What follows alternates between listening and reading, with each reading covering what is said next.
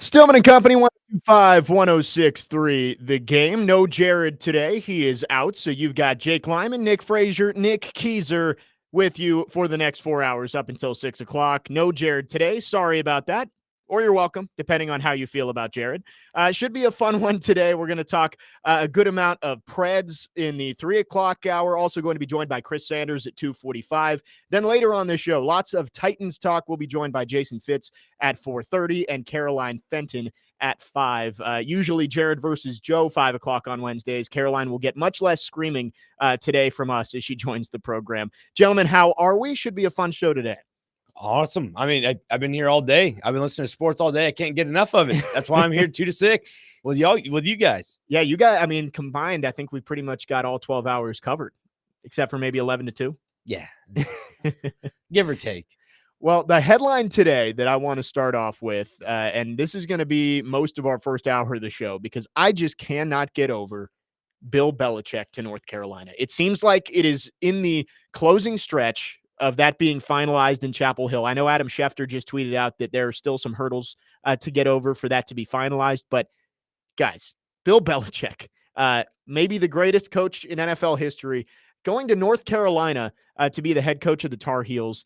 I'll let you guys give your thoughts, but I think you can tell by how I'm kind of approaching this that I'm not a huge fan of this move. I mean, isn't it weird to think that somebody that's won 6 Super Bowls wants to go to college? And my first thought was, what if this had been Mike Tomlin? You know, he's been like, never say never, but never. And then now we see probably the greatest coach in NFL history go back to college. That was my first thought. I was like, why? Why in the world would this guy degrade himself?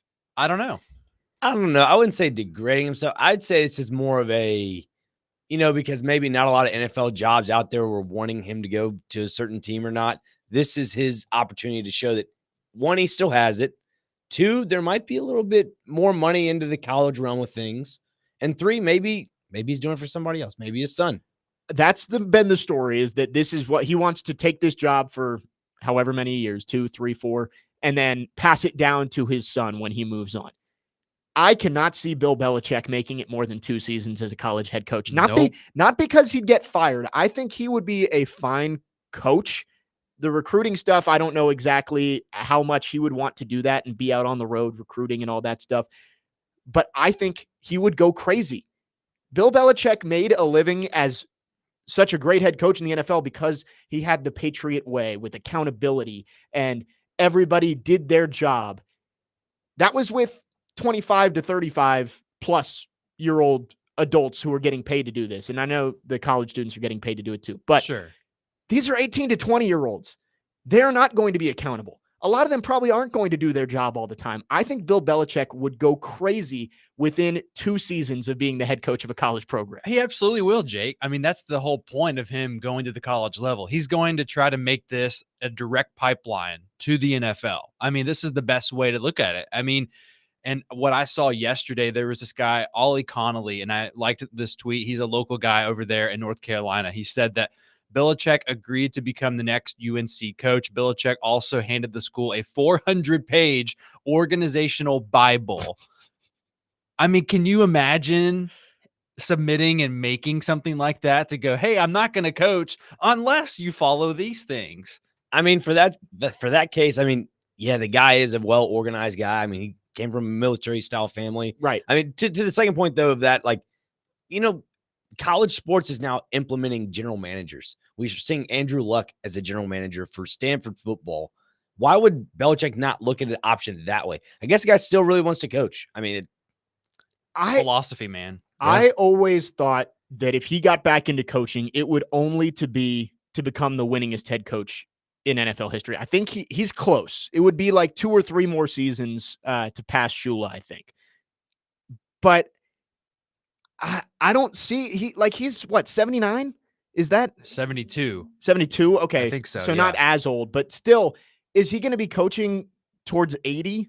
I don't know. I don't know if he's going to be able to do right into a nursing home, whatever it is, 3 or 4 years in college, because this wouldn't be just a 1-year thing and then he goes back to the NFL, you would assume. So he would have to do 3 or 4 more years in college. And if he still wanted to become the all-time winningest coach, he would have to coach 2 or 3 or 4 more years in the NFL, depending on how well he does. It just doesn't make sense on either side for me, because UNC just pushed Mac Brown out the door because he's older and they wanted to start over. I kind of thought that would make sense for them to go young and exciting, and maybe a young coordinator out there who's kind of blowing up. I can't think of a name off the top of my head, but somebody like that, instead of just being like, all right, well, who's next out of the nursing home and broadcasting to bring in? I mean, it's certainly an interesting move, and I don't know how long it's going to last. I know that he wants his son Steven to kind of take over whenever he is ready. But I also think this is something that is worth thinking of as well. Is he waving the white flag on going back to the NFL period on that? Right. Maybe going through the interview process last year, he realized that he was not wanted at the NFL level anymore, Probably. which we don't know any of that stuff. But just on the surface, I don't see how this makes sense for either side. It's just so strange that this is the marriage that we're going to see between UNC and Bill Belichick. And he needs 14 more wins, by the way, to tie the record, than 15 to break it. I mean, for Belichick's sake at UNC, I mean, UNC's a basketball school. Let's all face it.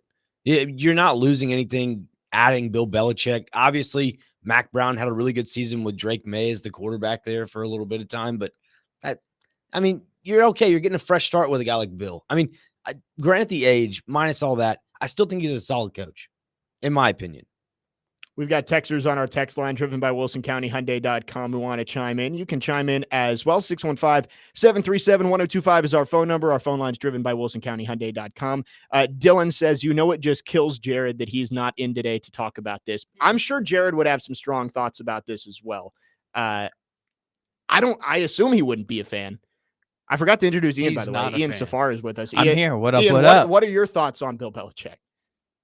It doesn't seem like an obvious fit, Right. North Carolina, which is a fine program, but it's kind of a mid-level college program. Him just going back to the college game in particular seemed a little strange, but maybe nobody in the NFL wants to hire him. And if nobody in the NFL wants to hire you and you still want to be a coach, maybe, you have limited options. So, right. I guess he's a football coach through and through. And it's like, hey, if this is my only option, I guess I'll take it. But I have a hard time believing that there's not at least one NFL team out there, the Cowboys, maybe, like to be head coach. Well, I guess maybe he wouldn't want the power struggle with Jerry Jones, but like, I would assume there's at least one NFL team out there that would be willing to take a chance on Bill Belichick. You would think so, but I think there might be, just not this upcoming season. Right, and maybe he's getting running impatient. out of time. Yeah, I mean, he's running out of time. Impatient. Like, you can't just keep putting it off for him. I mean, he's not getting any younger. That's a good point. Think about it this way: say if you have like a Vegas that ends up being terrible once again, and there's not a really good quarterback pool this draft. Wait another season, they get their top draft pick. Say it is a quarterback. Say it's a top 3 pick, and maybe you go hire Bill. And maybe he does get those 15 wins. Shadur Sanders wants to be in Vegas, that's for sure. And Tom Brady, part of that ownership group. You wonder maybe if that's the marriage that ended up happening with him and Belichick. Other texters are making the obvious joke about Bill's new girlfriend. Sean says maybe his girlfriend wants to get into their top-tier dental school. Possibly. And Wes in Hermitage says, isn't Bill's girlfriend a cheerleader at UNC? That's probably why. I don't know. I mean, the next Hugh Hefner of college football. I heard Adam make the joke that, hey, he recruited her. He can recruit young people to come play at this program. I'm not sure if those two skills carry over. I'm not sure if there's a lot of crossover between those two skills. So does she get free tuition if he's on staff? I think she's almost done. I think she's got to be, 24, 25? Probably. She's maybe. out. That's hilarious. I don't know. But yeah, maybe the dental school could be a thing. That could be, maybe she wants to go back to school. 615-737-1025 is our phone number if you want to chime in. Again, our phone lines are driven by WilsonCountyHyundai.com. We'll keep talking about this topic and also a former Titans head coach who maybe could be looking to make the same move. No Jared Stillman today here on Stillman & Company. Jake Lyman, Nick Keyser, Nick Frazier here broadcasting from the Busy Bee Plumbing, Heating, and Air Conditioning Game Nashville Studios, home of the $99 yearly Beehive membership, where the buzz is always about great service. We'll keep going on this Belichick topic coming up next here on Stillman & Company, 102.5, 106.3 The Game.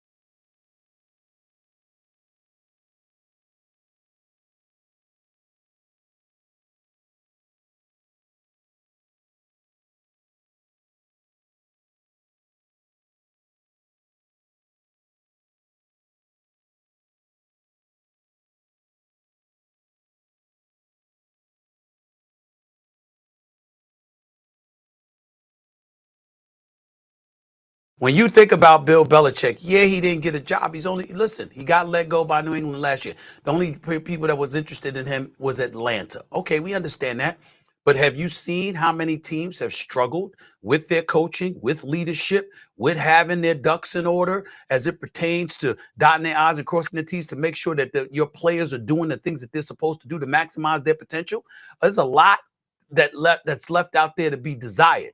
And because of that reality, I think that you see owners out there in the National Football League that are saying, wait a minute now, the man is a 6-time champion as a head coach, an 8-time champion overall. And considering what we're lacking, we might need to take a look at him. I think there might be more opportunities for Bill Belichick this offseason than there were last year. Stephen A. Smith with his thoughts on Bill Belichick possibly going to the college ranks to become the head coach of North Carolina. Some reports out there that it is being finalized, others saying it has not quite crossed the finish line yet. We'll have to wait and see whether that ends up happening. Jake Lyman, Nick Frazier, Nick Keyser in for Jared Stillman today here on Stillman and Company.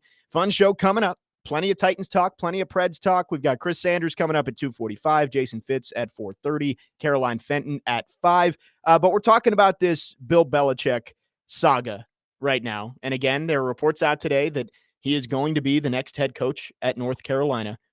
And we don't seem to believe it. And I'm not sure it actually ends up happening. There are just coaches who are meant to be college coaches and coaches who are meant to be pro coaches. We've seen it with, I know Nick Saban is going to be the main example that people use. He tried to be the head coach of the Dolphins, didn't work out. He's the greatest college coach of all time. I think a more recent one is Matt Rule. He was the Baylor head coach, was great there, went to the Panthers, was fired after less than 2 years, and now he's at Nebraska. Maybe a disappointing season for the Cornhuskers this year, but he's gotten that program going in the right direction after Scott Frost. I can't see it happening. I can't see Bill Belichick actually agreeing to take this job. I can 100%. I just think the opportunity there is just something you can't pass up.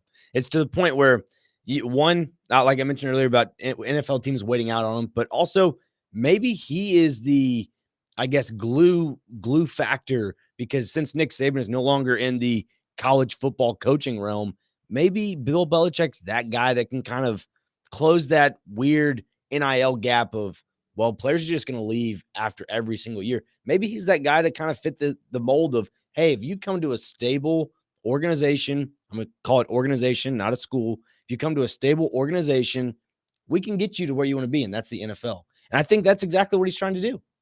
Yeah, and I mean, that's what I reiterated earlier too. This is going to be more of an NFL style of a team if he joins a college rank. So to me, at least, if he does join, I see it that way. And, talking about how he submitted a book, a Bible, basically to the, Tar Heels, it's saying, hey, if you meet this criteria, if you believe in me, which clearly I don't think he would have had to submit a Bible to be trusted necessarily, but he did coach Tom Brady for years too. So, I mean, he's got a lot going for him. And look, not that this matters too significantly, but I think just looking at what North Carolina's done since 2005, they've been ranked most seasons. They've not been higher than 5.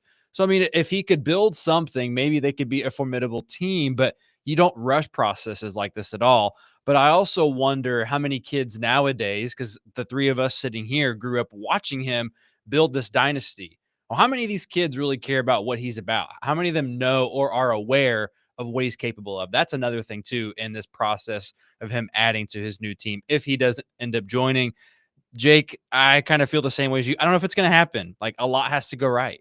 Yeah, and you make a good point about these kids are younger. Like 18-year-olds right now, I'm sure that they obviously know who Bill Belichick is and they know everything that he's done in his career. But does Bill Belichick sell the same way Lane Kiffin is selling at Ole Miss right now? And Lane Kiffin, another example of a guy who tried to make the jump from one to the other and failed. Dylan on our text line says Pete Carroll too. That's another one. Yeah, that's another like, one. There are plenty of examples of guys who are great head coaches at the pro level, aren't doing it at the college level, and vice versa. I can't see 18-year-olds being excited about going to play for mid-70s Bill Belichick.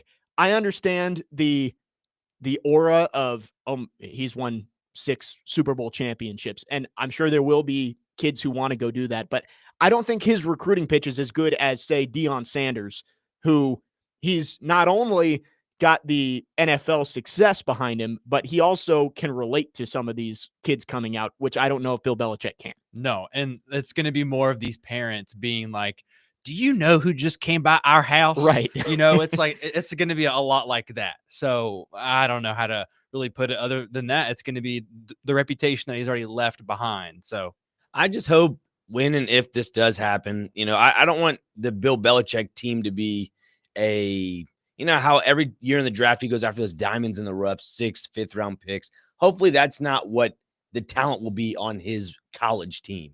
Because if that's the case, then you're going to be a legendary NFL coach that produces diamonds in the rough, 5th to 6th round picks. And I mean, it's okay, but you don't want that to be kind of your legacy in the college football realm. Yeah, and that's a good question of how does it affect his legacy? I know that's the LeBron joke of how does this affect LeBron's legacy, but how would this affect Bill Belichick's legacy if he went to North Carolina and failed? Like if it was an utter disaster, which I think is quite possible, if it is just a complete failure and he gets fired after a year and a half, 2 years, does that taint the view of Bill Belichick as one of the greatest coaches of all time if the last thing that we remember him for is just a complete disaster in the college ranks? sure. And speaking of disaster, and this might be way too far fetched to throw out there, but when he says pipeline, this kind of sparked an idea that I had in my head for thinking about how this goes. He wants it to be a direct route to the NFL for a lot of these guys if he has the talented number of athletes, and not everybody makes it to that next level. The NFL is all about following tampering. How closely could he be with these organizations still? And not that he's guaranteeing futures necessarily, but what if at some point in time, if he is successful, these are a lot of what ifs, but not to be too crazy, but what if he is telling NFL teams, "Hey, watch my corner this weekend," or "Hey, watch like so and so," and like he's kind of promising to these kids, "I have the power to get you to the next level." And with that power, I think can come a lot of damning and just like, okay, if you do this and this and this, you can get there. And I think that that's really crazy to think about. But he's 73 years old. He has nothing to lose in terms of trying to bolster something that we've not seen yet. So, I mean, I think it's a little far fetched, just a crazy idea that I want to throw out there. But I mean, I don't want to call it complete tampering, but what if he's talking to teams about, "Hey, I really like this kid. He could probably be a fit on your team if you draft around here or if you trade down or trade up." I don't know. Just a really crazy thought, but might as well throw it out there. I'm wondering if Belichick is using this as a way to get his name out there for possible NFL jobs, because we're about a month away from when, Black Monday teams start firing their coaches. Bill Belichick wants to be back front of mind for these teams. And by putting his name out there in headlines and, oh, is he going to take the North Carolina job? I'm wondering if there's some of that. And we'll get a report tomorrow from somebody of, oh, things just didn't work out, but Bill Belichick is still open to coaching opportunities at the NFL and college levels or something like that. And then he ends up interviewing for a bunch of college jobs. I think he's got to kind of tread the water carefully a little bit, because if he does start producing really good athletes at the college level, there are going to be some NFL scouts saying, "Bill, you really want to come back to the NFL? You really want to go back and really coach at the top tier level when you're over here producing some of the best talent in college football?" Like, he's got to tread lightly with that. I'm thinking maybe an 8-win season, 9-win season. That would be good for him, because it gives him that leeway of, well, I still have my foot in the door to go to the NFL. Just putting that out there. Right. I guess the question is, if it does go well, which I would guess it wouldn't, but if it does go well, does that kind of box him into a corner of like, hey, I can't go back to the NFL. I'm having too much success here. So lots of questions about it. If you want to chime in, you can always text or call 615-737-1025. Our phone line's driven by WilsonCountyHyundai.com. Let's go to the phone lines right now. Carl is on the line wanting to talk about Bill Belichick. Carl, go ahead. Hey, guys, enjoying your show. I appreciate what you have to say, but I just don't understand the fascination with Belichick. I mean, I feel that he's always been overrated. With Brady, he has a winning record. Without Brady, he has a losing record. You know, Brady left and went on to win a Super Bowl and take the Buccaneers to the playoffs. Now I don't know. I just don't feel that Belichick is in Nick Saban's category. I mean, Nick Saban is the greatest college football coach of all time, period. And how do you know that? Because of the championships he won. But without Brady, you know, I just don't see Belichick as the guy. Anyway, get your thoughts on that. And, you know, and I know that there are a lot more proponents that know NFL that say he was a good coach. You can flip it over on Fox or CBS and you hear some of those analysts say, you know, Belichick was a good coach. I just don't see it. I just don't see it. I'd like to get your thoughts on that. Thank you for the call, Carl. Good point there. And I agree with his point of, yes, after Brady left, there were a lot of questionable decisions that happened under Bill Belichick. And I think you have to say he's a good coach. Like, he's saying that there are plenty of people out there saying he's a good coach. Bill Belichick's a good coach. We can all agree on that, I think. But after Brady left, I mean, he put Joe Judge and Matt Patricia in charge of the offense, who were not offensive guys. Mac Jones was a disaster after his rookie season under Belichick. There were a lot of things that went really wrong when Bill Belichick didn't have Tom Brady. I think that is a good point, that maybe Belichick, maybe the shine wore off a little bit for some of these NFL teams when they saw what happened when he didn't have the greatest quarterback of all time. Possibly. I mean, if his work goes undesired from that point forward, Jake, that could certainly be the case. I mean, if he can't build on that, if he can't somewhat do better than what he's left behind the last few years, because the body of work that you do more recently is going to get, you know, observed through and through. And that's exactly what's going to happen when and if he gets a job like this. And I'll be curious, you know, Albert Breer's throwing out there, by the way, too, as our show got going, that the talks are ongoing, but the Board of Trustees is having an emergency meeting tonight. So that's going to be interesting to see. And then one tie that I thought was interesting that the local news station did, ABC 11 over there, they said that with the portal opening on Monday, obviously that leaves the roster in flux. But one nugget they threw in here, which I found interesting, I don't know if you guys have heard this yet. His late father, Steve, was an assistant coach at this program, which I was not aware of either. So small tie there could mean something for him. Hey, this is my retirement gig here. I just want to go out on a good note. Maybe that. I don't know. There's another texter on our text line who says, what would be worse, going to a school that is already having success, like Michigan is his example, and struggling, or UNC when maybe there's a little less pressure for him there. I don't think UNC loves their basketball. They're pretty lukewarm on football. I went down there for a game 2 seasons ago. It was Drake May's first year as the starter, and I have a picture of, it was Virginia Tech, North Carolina, 10 minutes before kickoff, and you probably couldn't tell there was a game going on that day. It was almost completely empty. So I don't know if there would be a whole lot of pressure on Bill Belichick if he did go down there, which brings us to my next point. There is another coach that we are very familiar with here in Nashville who could be getting looked at for a college job at a high-profile school. We'll talk about that next. Jake Lyman, Nick Frazier, Nick Keyser in for Jared Stillman today. Stillman and Company, 102.5, 106.3 The Game.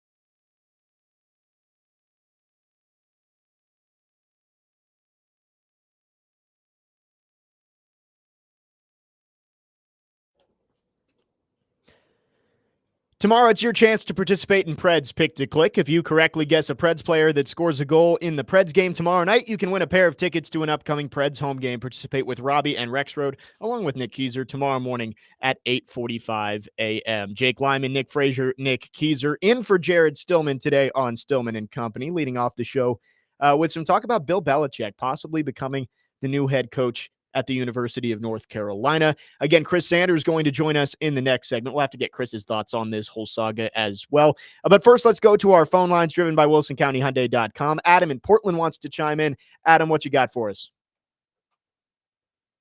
Just sitting here listening to you talk. I'm sitting here like, if I'm Bill Belichick, I've already won everything. Why would I want to go do that? And then that last caller just hit it, dude. It's Brady won without him.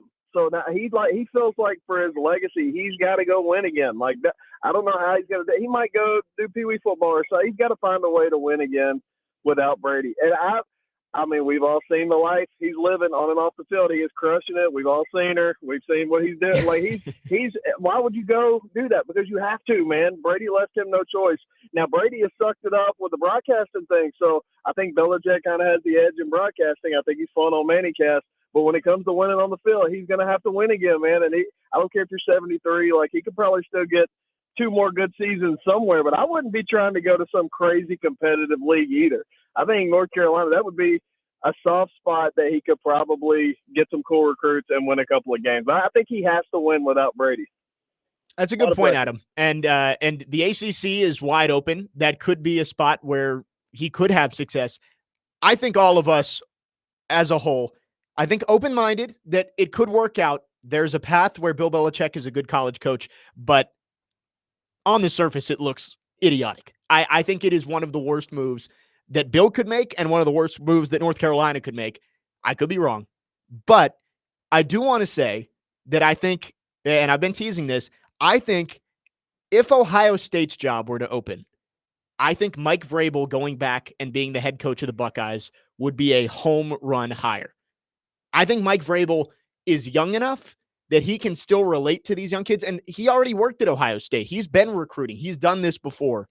I think Mike Vrabel to the Ohio State Buckeyes would be a home run hire. And because we're filling in for Jared, I'll do this. I think if Tennessee beats Ohio State next Saturday, I will guarantee that Ryan Day is fired and Mike Vrabel is the next head coach of the Ohio State Buckeyes. If the Vols win next Saturday, I think Ryan Day is out, Mike Vrabel is in. Okay. And I think it is the easiest thing that Ohio State could do. It is a no-brainer.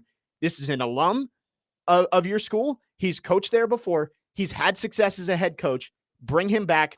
Give him the Godfather offer and bring him in to be the head coach in Columbus. Look, I could see it. Frazier, do you think you could see it too? I mean, I'd be treading lightly with that because I just we've seen Mike Vrabel firsthand here in Nashville that if somebody's got a soft tissue injury, they're not seeing the field ever again.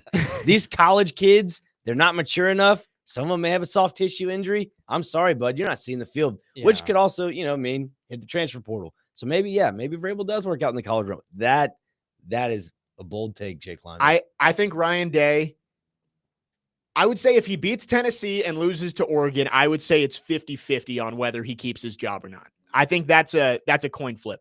If he beats Oregon and goes to the semifinals, I think he's safe. Okay. But losing to Tennessee after losing to Michigan and not making the Big Ten championship game, they have no choice. There would be a riot in Columbus if they kept him at that point. And I think Vrabel is the most logical choice. He's right down the road in Cleveland right now. They could make that move in a day and get him back on the recruiting trail, getting some transfers to come into Ohio State. They certainly could. My thing is, it's so funny to think that Ryan Day, doesn't he have his record against the Big Ten is insane. But then when you put Ohio State up against who they lost against, Michigan, and then they've lost what, 3 or 4 times? Oh, it's 4 years in a row, right? Well, it's like 4. I mean, it's like Urban Meyer never lost to Michigan. Yeah, and then weird. Ryan Day won the first year with Urban's players, right, and then hasn't won since. It's just weird to think that those couple of years in a row, it's like, hey, you've had all the pressure on you. You know, he was Big Ten Coach of the Year, I think, in 2019 is when it was. So, I mean, he's got some All-Americans on there too. It's like, I don't know. I mean, Jake, in my opinion, I agree with you to a sense, but then I'm also like, man, he's only lost 10 games. You know what I mean? Like it's weird to think that that's the leash he gets in Ohio State. It's a high bar there, though. It Like is. Ohio State and Alabama are different jobs than everywhere else around the country. Absolutely. Like DeBoer, if they miss the playoffs next year, he's probably fired. If Alabama goes 2 years without making the college football playoff, I would find it hard to believe that Kalen DeBoer keeps his job, which is crazy to say because they could go 18-6 over 2 years and just miss the playoffs by a little margin both years. Yeah. And they're going to fire him. And they basically just did too, which is weird to think. But yeah, I mean, there's probably clamor for it now, honestly. Oh, I'm sure there Yeah. are people in Alabama who are calling into the Feinbaum show asking for SMU Mustangs. I mean, My ponies, baby. It's my Yeah. ponies. You gotta wear your hat, Frazier. I do. I got to bring it in sometime. But like, no, to your point though about Alabama, like, yeah, I do think DeBoer is on a short leash as well, just because I don't think Alabama's a blue blood anymore after this season. I feel like the NIL and the transfer portal. I know it's a bold take there. that is a bold take. I really do. I preseason on Force Company, what I say they were going to go 8-4. They went 9-3. They went And 9-3. honestly, the South Carolina game was Pretty razor close. thin. But all I'm saying is what I'm trying to get at is you get a guy like DeBoer and he doesn't do well first season. And like you're saying, if he doesn't do well the second season, you got to get rid of him. And once you do that, then it's an even playing field. Then Alabama is at the same level as an Ole Miss when it comes to recruiting. You have no leadership at that point. And that's when it comes to, say, for instance, going back to Mike Vrabel at Ohio State. If you bring in a guy like Mike Vrabel, to me, that's a panic hire for Ohio State. It's familiarity for sure. Oh, it would be a panic hire. But like my hard thing to grasp is between Bill Belichick and Mike Vrabel is with Mike Vrabel, I feel like it'd be a little bit of a tougher adjustment when it comes to NIL and recruiting. Whereas for Bill, I think he's got more of a presence and veteran leadership where he has that resume. Like, I've won a lot of Super Bowls. I can get you the guys you need to go. Like, he has that type of mantra about him. Whereas Vrabel, I think, has that, but not to that degree.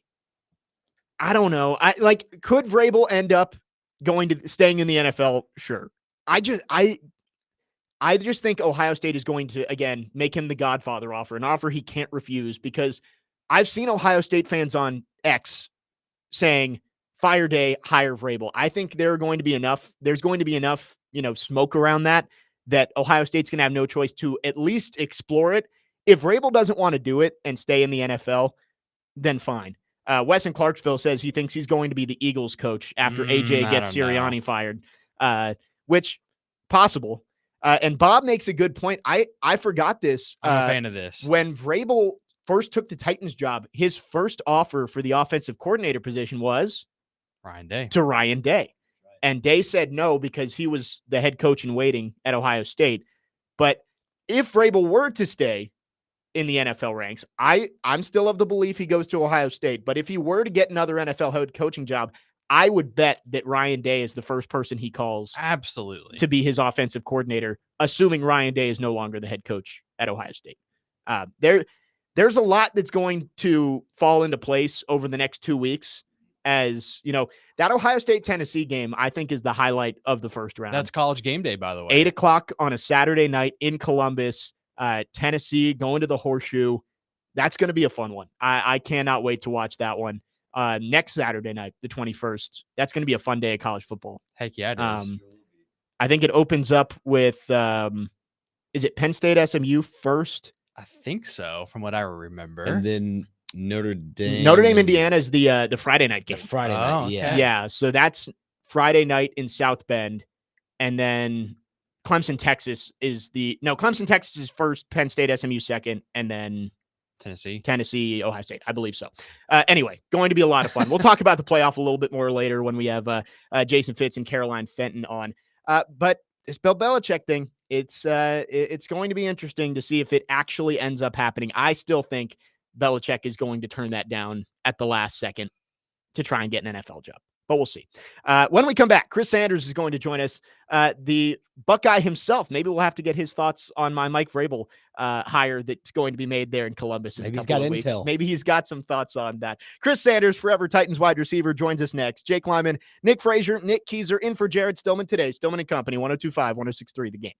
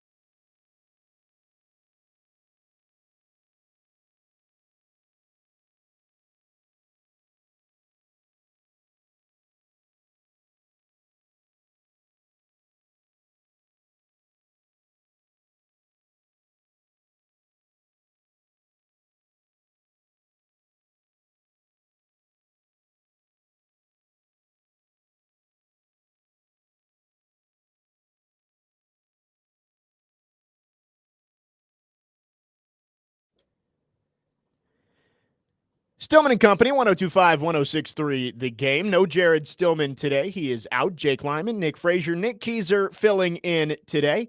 We are joined here to wrap up the first hour of the show by Chris Sanders, as always, at 2:45. And Forever Titans wide receiver Chris Sanders on the show, as always, brought to you by Busy Bee Plumbing, Heating, and Air Conditioning. Chris, how you doing? Thanks for joining us.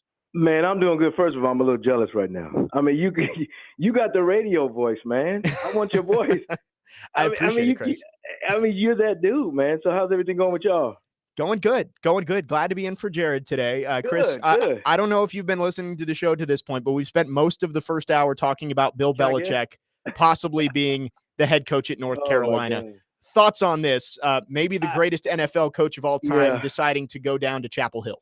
I mean, wherever he coached, he's been successful. And I know that situation where in North Carolina it was like in disarray. I think he's going to change the culture.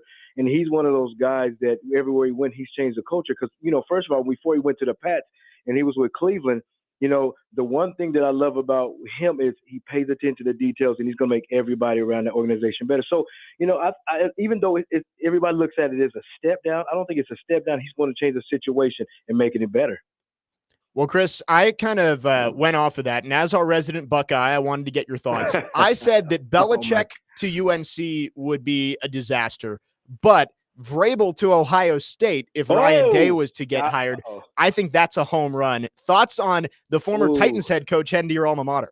Oh, man. I mean, it's funny because I actually played with him for 3 years, so I kind of know how this guy operates. And whatever he does, I mean, he's going to bring a new level of toughness, a new level of attitude. And the thing about it is, I guarantee you, if he does get hired at The Ohio State University, he's circling that last game against Michigan because you can win every game possible. You can beat the national championship team. But if you lose to that team up north, that team called Michigan, I can't say Michigan, Michigan, they're going to try to get you at it. So he's going to change that whole process. Chris, I got to ask you a quick question that we just saw on the TV, and I would love to get your thoughts on this. So just to give you some context, a local rep in Ohio, Josh Williams, he wants to pass a bill where you cannot plant a flag on the field at The Ohio State University. I have to get your thoughts on this fast. I mean, even though he'll get a bill and it'll probably pass, but here's the thing. The NCAA is going to crack down on that because right after Ohio State that happened, you're looking at 4 or 5 games after that, the same situation happened. There's fights because here's the thing. When you start doing that and, being disrespectful, the opposing, the home team is going to want to fight. You're going to see so many fights. You're going to see guys get hurt. So just eliminate all that stuff. I understand that you have the flag, which is your pride, but what you do it outside of the, on the sideline. Do it outside of that. Don't plant it, on the field. Now, on the flip side, people will say, okay, you know what? If you don't want them to plant that on your field, then stop them. Then that won't happen. So it's kind of a catch 2020. Okay, and I'll move over to the Titans real fast here. So there's not much that they're playing for, but in that locker room, I know that Brian Callahan has talked about playing to the system, playing to a T, and making sure that they continue to build this foundation. Chris, can you kind of give us more of a player insight on how valuable that is? Because all the fans are like, why should I even go to a game, Right. Let me break this down to the fans really, really clearly. You are playing for something. There's a lot of guys that are playing for jobs. I mean, if you look at Will Levis, everybody wants him to see if he can be, a great quarterback in his league. So Will Levis is playing for something. Then you got other receivers and other guys on the team that are playing for different rosters or playing just audition to be actually playing in the NFL next year. So they are playing for something. This is what we got to understand. People don't understand this, that even though you think that football is a game, it actually is. But you got to understand this is their livelihood. This is what feeds them. This is what they have to do to put food on the table. So if you go out there and just say, oh, I'm not playing and kind of loaf around, you're going to find yourself unemployed. So they are playing for something. They're playing for the name on the back. They're playing for the Tennessee Titans. They're playing for, different teams. They're playing an audition to say, okay, you know what? I can play this game. So they are playing for something. You mentioned Will Levis, Chris, and we're talking to Chris Sanders, Forever Titans wide receiver. Levis, it felt like, gained back a lot of trust from Titans fans over about a month with 4 back-to-back good games. And then a lot of that seems to have gone away on Sunday against the Jaguars. How do you avoid, as a player, kind of getting caught in that roller coaster of like, hey, I made a lot of progress. You can't let one step back allow all of that to fall apart? But see, here's the thing. This is what kind of upsets me a little bit of what he said. Because I heard his press conference afterwards. He said this. He said, "I played one of my cleanest games." Right now, it's not the time to talk about what you did. It's about what we need to do as a team. So as the leader of this Tennessee Titans, as the guy that runs the ship on this team, instead of saying I played the cleanest game, we say, okay, you know what? As a group, as a unit, we need to get better. We got to catch the ball. We got to throw the ball better. We got to block better. We got to protect. We got to understand where the pressure's coming from. We got to understand these things, because if you're just focused on you're playing a clean game, then you're not making it a we. You're making it a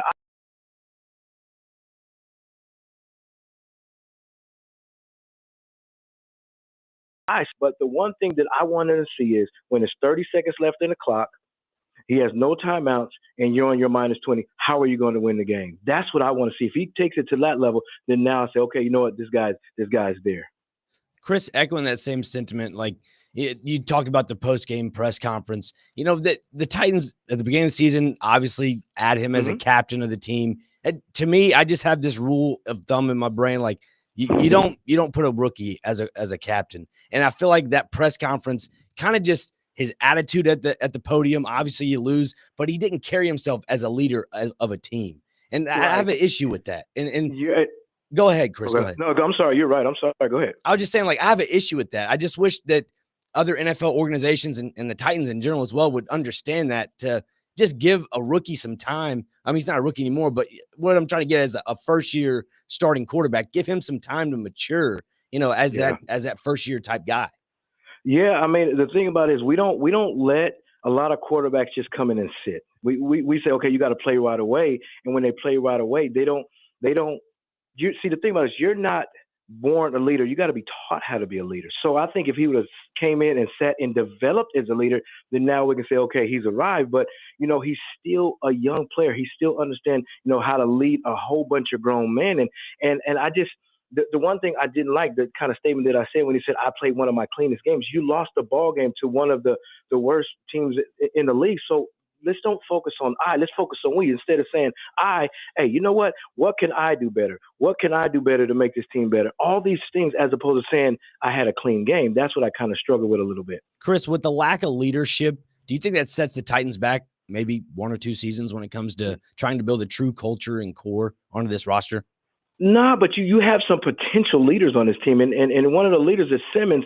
But I want Simmons to really show it more on the field. When you show it more on the field, guys are going to listen to you. I mean, he's a passionate guy. He's a great player. I mean, he can take over a game, but I want to see that consistency. So if Simmons can do that consistency, then now you got a pillar of a leader on your team, and that's exactly what you need. Because when I played in 1999, I know everybody hates to go back to 1999, but we had some veteran leaders on offense and defense. On defense, we had Blaine Bishop, we had Marcus Robinson, we had Coach Jackson, the coaches for the Tennessee Titans, and then on offense, we had Eddie George, we had Bruce Matthews, we had Brad Hopkins. We had guys that didn't say much, but they led with what they did on the field. So you got a situation with the Tennessee Titans to where you have a leader on defense, and we need to build from him.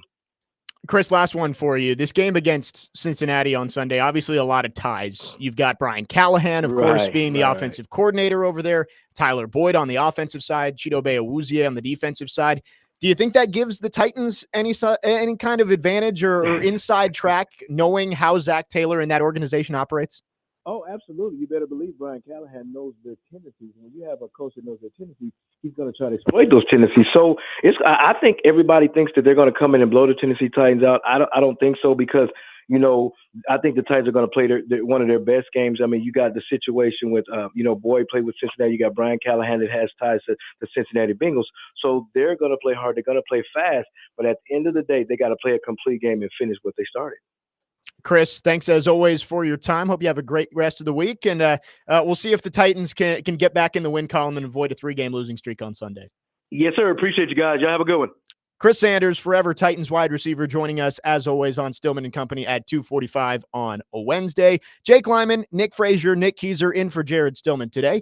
When we come back, we're going to spend the second hour talking a lot of Nashville Predators. 8th straight loss for the Preds last night. Where does the team go from here? How long of a leash does Andrew Brunette have moving forward as the Preds head on the road for the next 2 against Dallas and Colorado? That is coming up next here on Stillman & Company, 102.5, 106.3, The Game.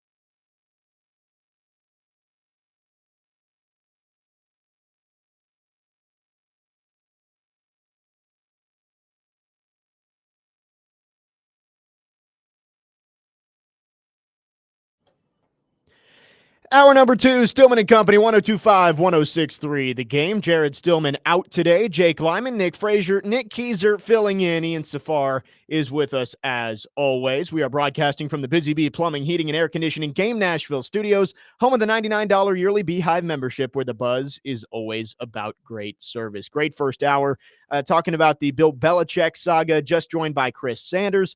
We're going to get back to football. Lots of Titans talk coming up in the 4 o'clock hour, but we're going to go to some Preds here. Before we do, though, I meant to mention this in the last hour and quickly want to congratulate Vanderbilt football for some of their accomplishments. Clark Lee named SEC Coach of the Year, and Diego Pavia SEC Newcomer of the Year. Great season for Clark Lee in that program and getting honored.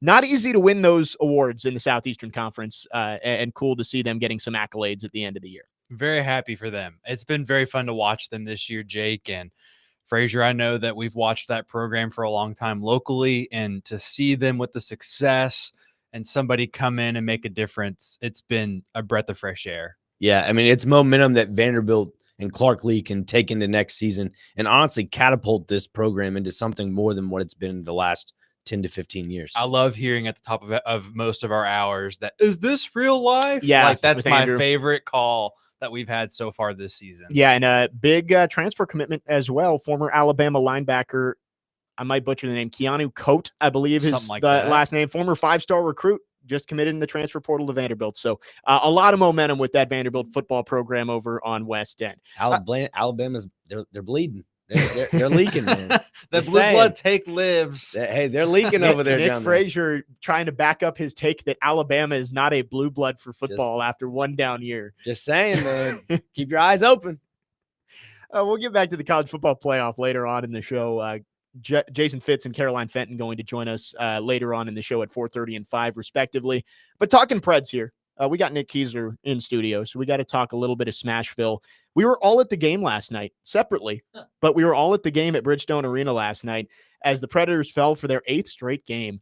But Keyser, it felt different last night than the previous ones, where it was like some of those were the overtime losses and, you know, they couldn't get a lot of 5-on-5 offense going. Last night, multiple 5-on-5 goals. Jonathan Marchessault with 2 goals moving up to the top line with Gus Nyquist out.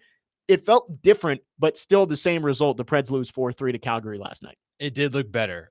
That is evident. And it was good to see Jonathan Marchessault finally dunk a few in. And he's really needed that because he's so hard on himself, like the other guys in that room. But him especially, because he has had very strong comments about his game and this team this season. So to see him do that is monstrous. So, but, you know, since they've been on this streak too, him and Roman Josi, they lead the team in even strength goals. Obviously, the 2 last night really inflates that for him. But before then, I mean, they've really struggled to score goals. They have 14 goals during this time frame. And it's really wild to think that they are this bad. I mean, I've not had too much of an opportunity to talk about it on the air publicly, but I think it's been mystifying. It's exactly what we've talked about on Robbie and Rex Road. So for me, it's weird to see this team spend so much money, you know, like the Titans.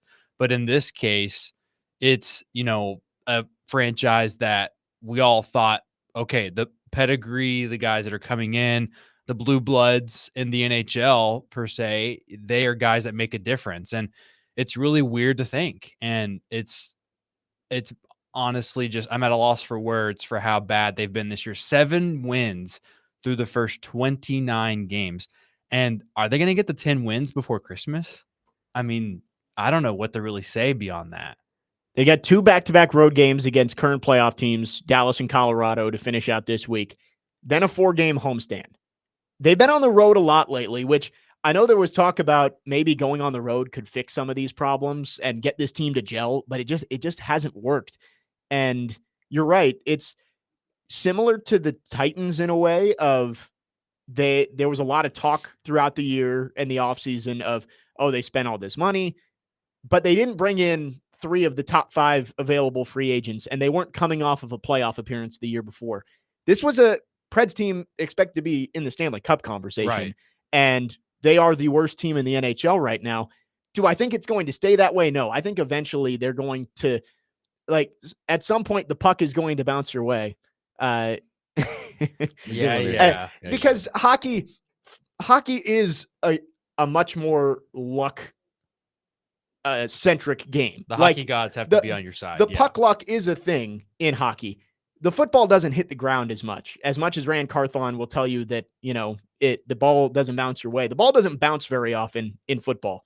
The puck bounces all the time. And how many games this year have the Preds hit the post late in games? I unreal. mean, the one that stands out was Steven Stamkos' return to Tampa, where he hit the post on what would have been a game winner. Yeah. They end up losing that game in overtime. Right. Like, I get it. You've got to get points, but sometimes the puck doesn't bounce your way. I hate to say that, but in hockey, it's much more true. I get that doesn't make up for being the worst team in the standings, but you could easily turn one result the other way. It just feels Right. like everything that could go wrong has gone wrong for the Preds. Absolutely. And Justin on our text line, driven by WilsonCountyHyundai.com, 615-737-1025.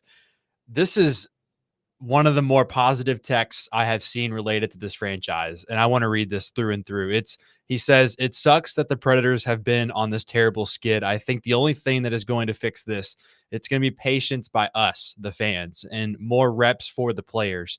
It's unfathomable that a team with this much talent has lost so many games, but it looks like they aren't playing well together as a team." That's the best way to look at it as a fan. And so many fans have been out there in groups and on X or wherever they're talking about this. And it's just been fire Brunette and, get rid of Barry Trotz. Everything's going awry here. And I mean, unfortunately, the way that it's going and ownership's changing this summer, they're going to exercise as much patience as it's going to take. And, they have the money that they want to spend. They're happy with it. And people are going to have to sit with it. And Justin's exactly right. It's going to be patience. And if it's not, then they would have already made a change, quite frankly. And if I look at it that way, I mean, I think it's a weird sense that it's taken this long for fans to kind of start thinking this way. But if you're bad, you got to turn it around. And right now we're stuck talking about the same stuff every single day.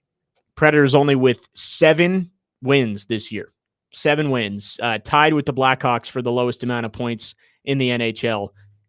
It is different from the Titans, like I mentioned, because the expectations were so high and you've gone to the other end of the spectrum. But as Jared said yesterday, I think a really good point by Jared is we're not talking about firing Barry Trotz, because Barry Trotz has come out and taken responsibility for it. Like he comes out on the show every week and says, it's not good enough. We're going to do everything we can to get this thing right. And I think that's a big difference between what we're seeing from the Titans and the Preds. Is one of them is saying, yeah, this isn't good, that we have to fix this. The other one is kind of just saying, oh, well, we did a lot of good things. It just didn't turn out our way. Preds could easily say that, but they're not. They're taking responsibility. Yeah. The Titans keep putting a Band-Aid over just a bunch of little bloop injuries that no injuries intended there. Well, I'm just saying in general, talking about the conversation, they just keep covering just holes that don't need to be covered. They need to be addressed.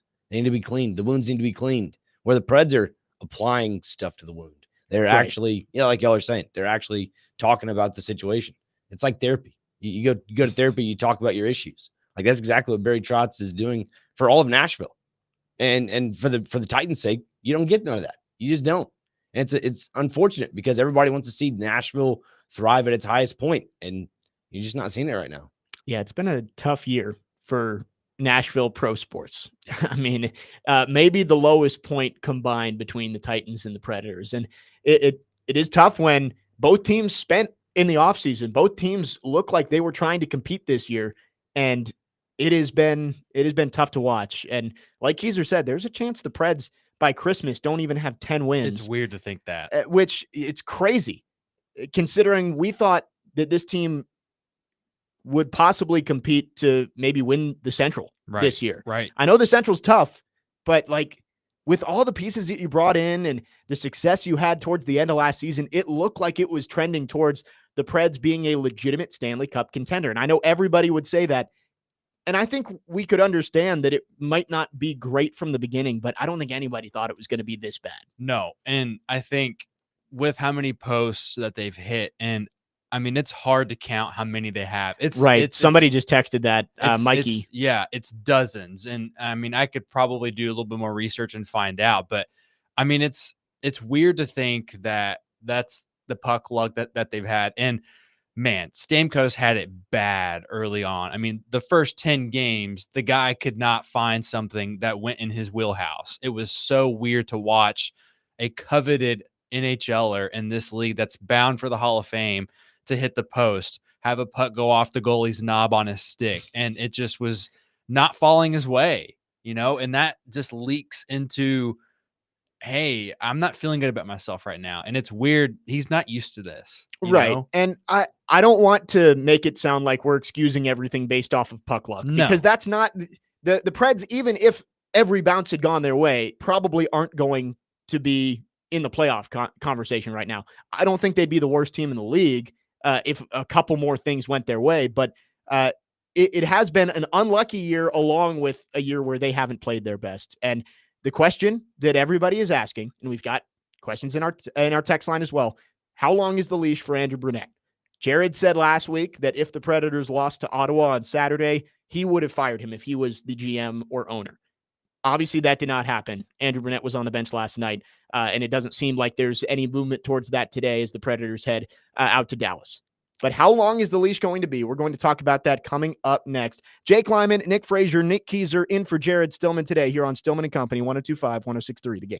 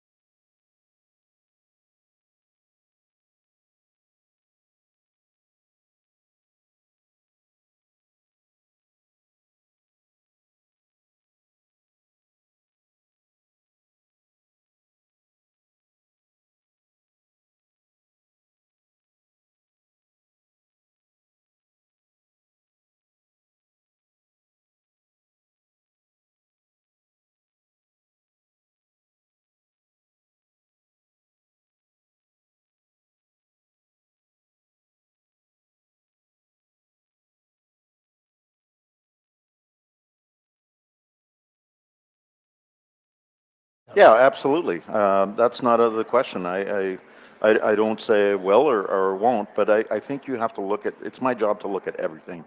Um, the plan is, no matter what, we got to salvage something of this year. It's got to be the process. And I've told the coaches, and it says just teach and preach, because you have to. You've got some good young players. You got some older players that got to find their game. So you got to keep teaching. You got to keep preaching the right stuff. You're not gonna bully them. It's not old school where you're gonna bully them to play. So they're gonna play because they want to play, and they gotta come together. So I know there's a lot of people piling on. The team, the organization, the coach, whatever. That's the right. They have that right. But this group is there's a lot of good young men in there, and they're going to do their best to come out of it, I'm sure. But nothing's off the table. I mean, when you're where we are, you know, be the coach, be the players, be whatever. Everything's on the table. I have ownership to respond to. I have fans to respond to. I have organizational. But one thing that I'm not going to do is I'm not going to get away from the plan. That was Barry Trotz yesterday on the program talking about whether firing head coach Andrew Brunette is on the table for the Predators, as they have fallen in 8 straight games, currently sit tied for the last spot in the NHL standings. Jake Lyman, Nick Frazier, Nick Keyser in for Jared Stillman today here on Stillman and Company, talking about the Preds, who are in a full-on tailspin right now, 8 straight losses, and again, only 20 points so far this year, only 7 wins. And they hit the road for 2 tough games at Dallas and at Colorado over the weekend. The question everyone wants to know is, how long is the leash for Andrew Brunette? I think there was thoughts, and Jared was the one who kind of brought them up, that maybe coming off that road trip after losing all of those games away from Nashville, that maybe that was the right time to make the move. Clearly it didn't happen. Do we think that there could be something imminent if the Preds don't start to string together a few good performances over the next couple of weeks? And I don't necessarily disagree with Barry saying he's going to go until Christmas.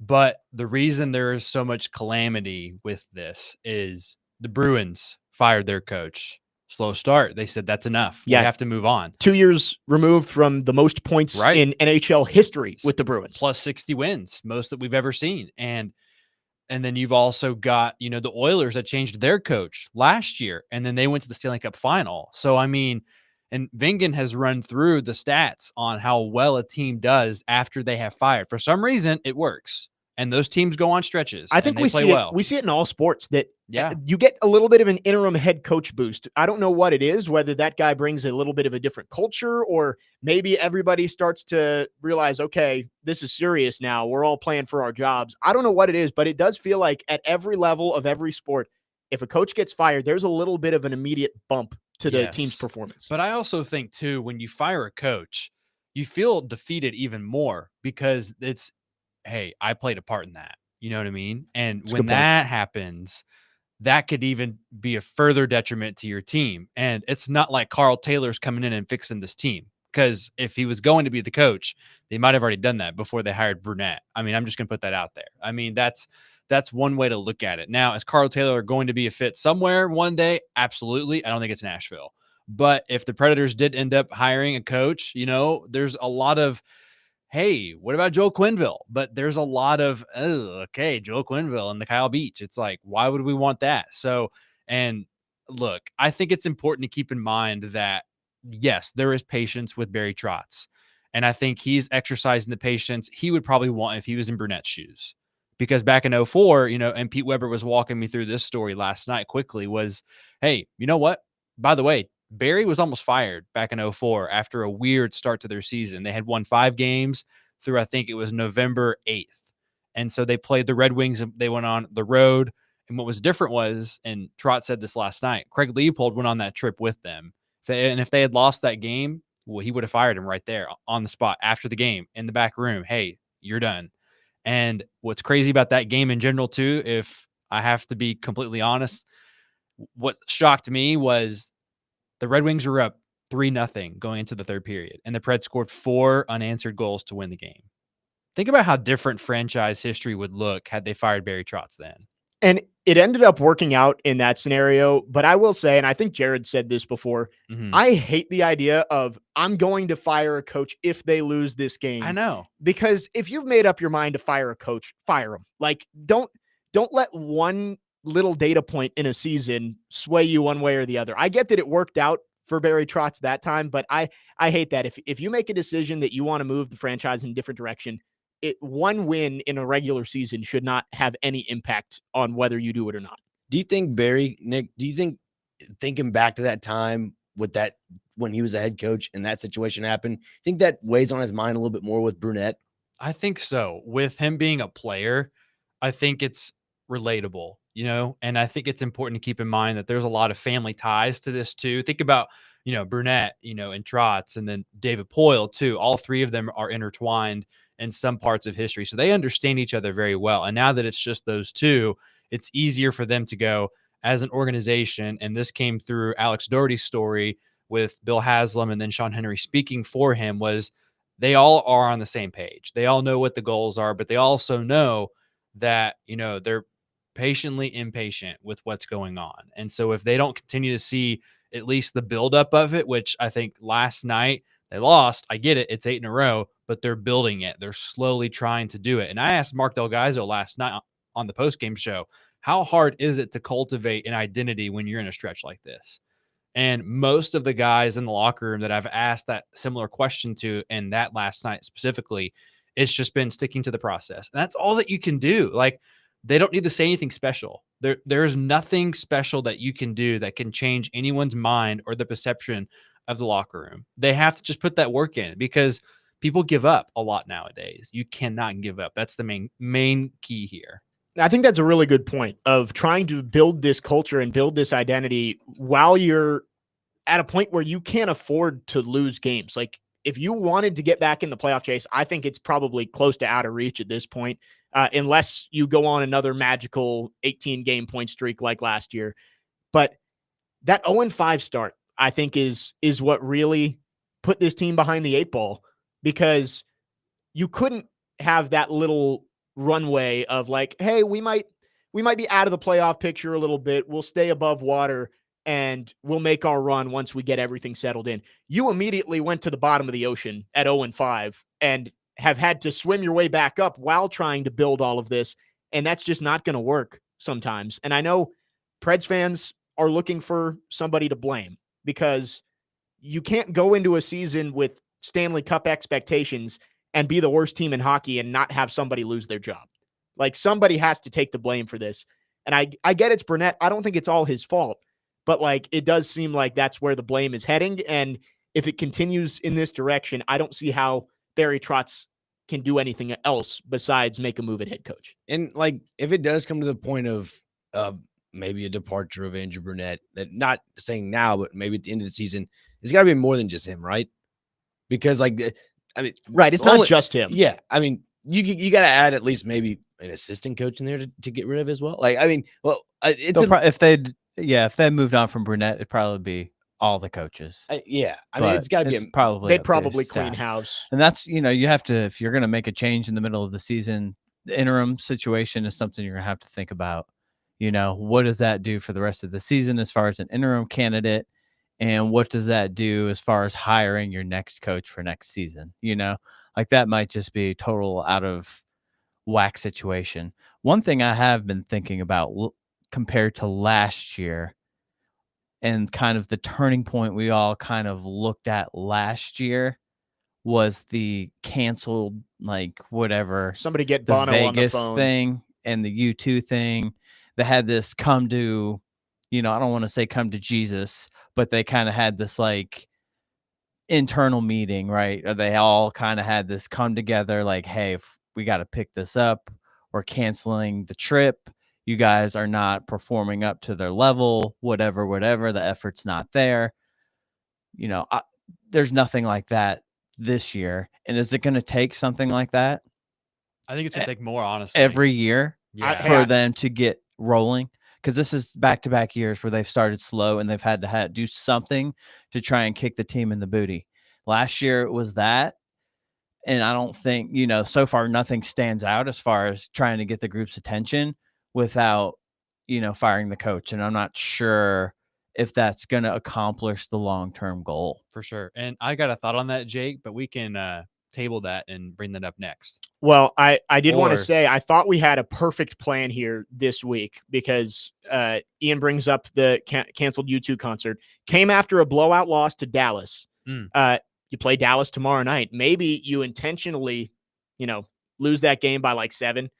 And I was going to say you could go to Red Rocks in Colorado, but it's a little too cold out there right Chestnut now. checkers. Yeah, I was going to say, like, just whoever's playing at Red Rocks, buy a bunch of tickets and then cancel it and see if you can get the same magic as last year. But sadly, I think it's too cold out there in Denver for an outdoor concert. Probably. 615-737-1025 is our phone number if you want to chime in. Talking about the Predators as they have lost 8 straight games, and obviously a lot of calls about Andrew Burnett's job. We'll continue to talk about that next. Join Jared Stillman, Chris Sanders, and Derek Mason downtown at JBJ's Nashville this Sunday for the pregame show from 9:30 to 11:30 a.m. They'll break down the Titans' Week 15 matchup against the Bengals and give you the latest updates before the game. The pregame show is presented by Perman Tractor and Equipment, Sundeck Nashville, Sloan's Motorcycle ATV, and award-winning Blue Note Juke Joint and Blue Note Crossroads Bourbon. Jake Lyman, Nick Frazier, Nick Keyser in for Jared Stillman today. Stillman and Company, 102.5, 106.3 The Game.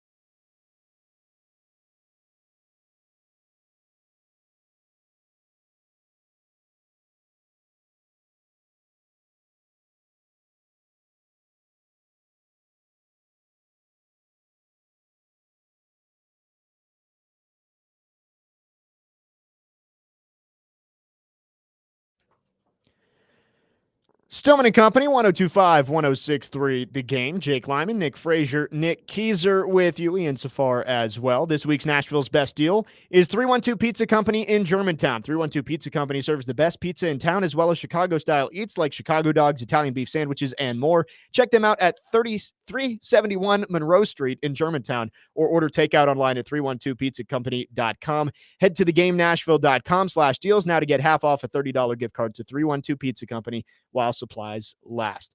Stillman and Company, we're talking Preds here in hour number 2 as the Predators lost their 8th straight game last night to the Calgary Flames 4-3 at Bridgestone Arena. And the question has become, how long does Andrew Brunette have if they can't figure out this free fall that they're in right now? A texter on our text line driven by WilsonCountyHyundai.com, Caleb and Gallatin, asks, if the Preds were to fire the coaching staff after this season, do you guys think that they would be setting themselves up for another rough season next year? Players have already struggled learning Brunette's system, so having a new coach and system could not be the best idea. Does this take more patience to see if Brunette and this core of players can figure it out?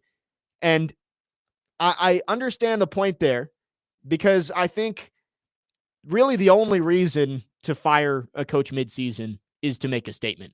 At this point, you're probably not making the playoffs unless you go on another crazy run. It would be only to make a statement to your fans and ownership that you want things to go in a different direction.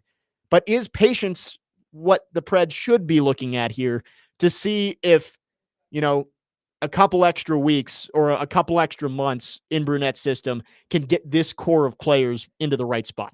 I mean, it's certainly worth thinking about, but what really works with Bruno's system is, yes, it does cater to the guys that are able to move the puck quickly.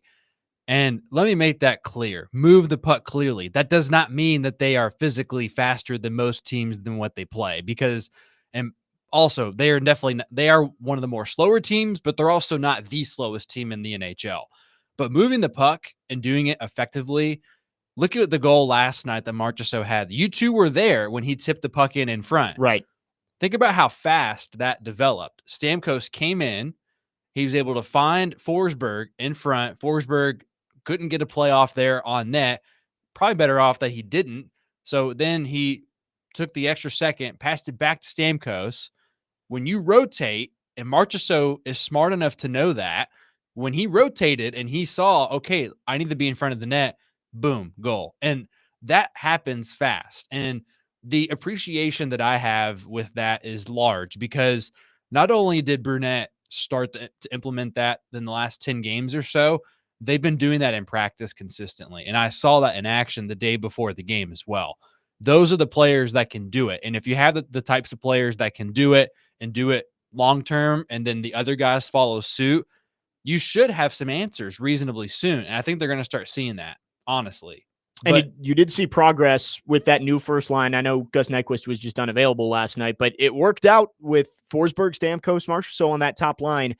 There seemed to be more scoring opportunities up there.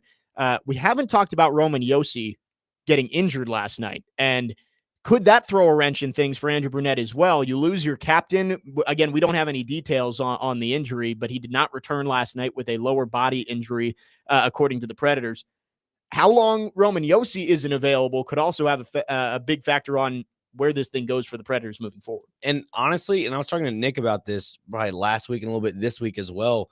This now that this Roman Josi situation has happened, this is a great opportunity for Andrew Brunette to, I guess, experiment. I know that's probably not the best way to describe it, with the circumstances, but you have a good opportunity to experiment with combining veterans and youth players in those D pairs. Because if you look at it, I mean, by the third period, I'm not saying these guys are, 90 years old and they can't move their legs and such, but they're not spring chickens anymore to the point where their legs are not 100%.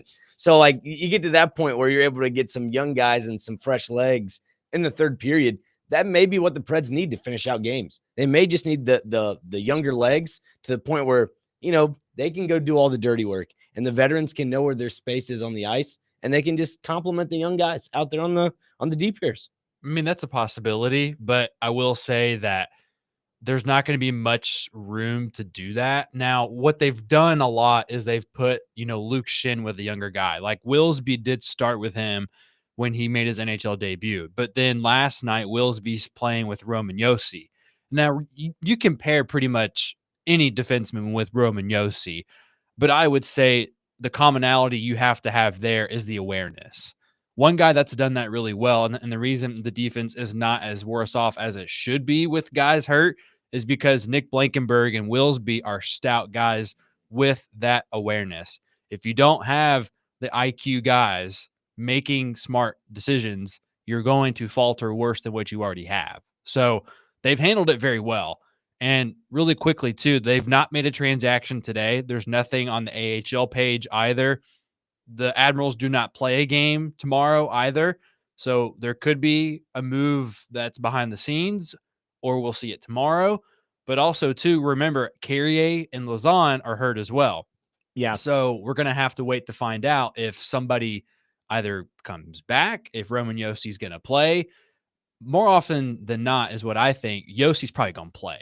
I mean, he didn't play for 40 minutes, and I don't think it was too significant, but I guess we'll have to wait and see. I mean, I didn't see anything on the ice where he had a moment where he did get hurt, but, we'll have to find out. Right. There was no big moment where he went down on the ice and had to be helped off or something like Right. that. It was just kind of people started to notice, hey, I haven't seen Roman Josi out there a lot. Mhm. And after the second period, I believe the Predators put out there that he was out for the rest of the game. We'll probably know more about his status tomorrow as the Predators travel to Dallas to take on the Stars. Our phone lines are driven by WilsonCountyHyundai.com. Let's go to them now. Jerry is on the line wanting to talk about the Predators. Jerry, go ahead. Hey, how are you doing today? Good, Jerry. What's up? Well, I've never been a big UC Saros fan. I don't think he actually steps up when you really need him to. But I think that sometimes when you're in a slump like they are, you really need your goalie to be that stand on his head, save us a couple of games kind of thing. They went through a stretch where I think they lost 4 straight games, 3-2. And if your goalie just steps up and, really, holds the other team to one goal or shuts them out, then you're going to win half of those games. And I think there's times back in the past when, Pecorine did that for weeks at a time where he just saved them over and over and over. And I think right now we just need UC to step up and help him more than he has this year. Jerry, have you been watching these games with these one goal differences? Not a lot, to be honest with you. Okay. I don't watch. I just keep up with them more than anything else. Okay. I just wanted to ask. I mean, what I would say to that, and thank you for your call, Jerry. I appreciate that thought. UC Saros is playing better than he has in previous years, just to start off. And I'll run through just during this awful time how well he's actually played. And quite frankly, in my opinion, he's given them chances to win more oftentimes than not, because the teams that are scoring against them, it's either special teams or horrible coverages. Saros has been stepping up significantly more than he has in years past. Look, he has 6 goals save above expected, which is right in the middle for goalies. And for him to be on the worst team in the NHL right now, to be in the middle trying to keep his team above water, that's unbelievable, if you ask me. Yeah, and last night, being at the game, even though he gave up 4 goals, I still felt like he played pretty well. Like, it could have been much worse. Absolutely. He had the one where he slid to the right post, and I don't know how I think he got it with his head. I think so. But he had a couple of big saves last night. You'd love if he gave up less than 4 goals, but there's only so much he can do. I do get Jerry's point, though, of when Barry Trotz first took this job 2 years ago. I remember him talking about Saros and how many games he stole towards the end of that year.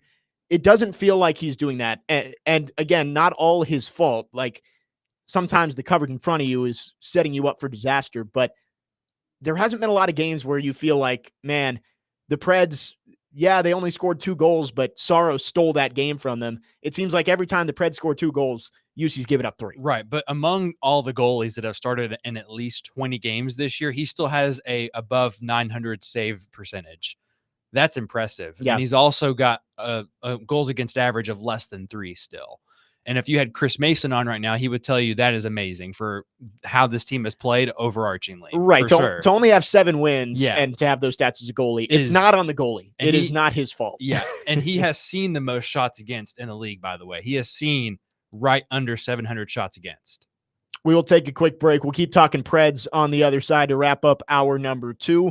Is this situation salvageable for the Preds in the long term? Can they win with this core of players? We'll talk about that next and also get back to your phones. Jake Lyman, Nick Frazier, Nick Keyser in for Jared Stillman today. Stillman and Company, 1025, 1063 The Game.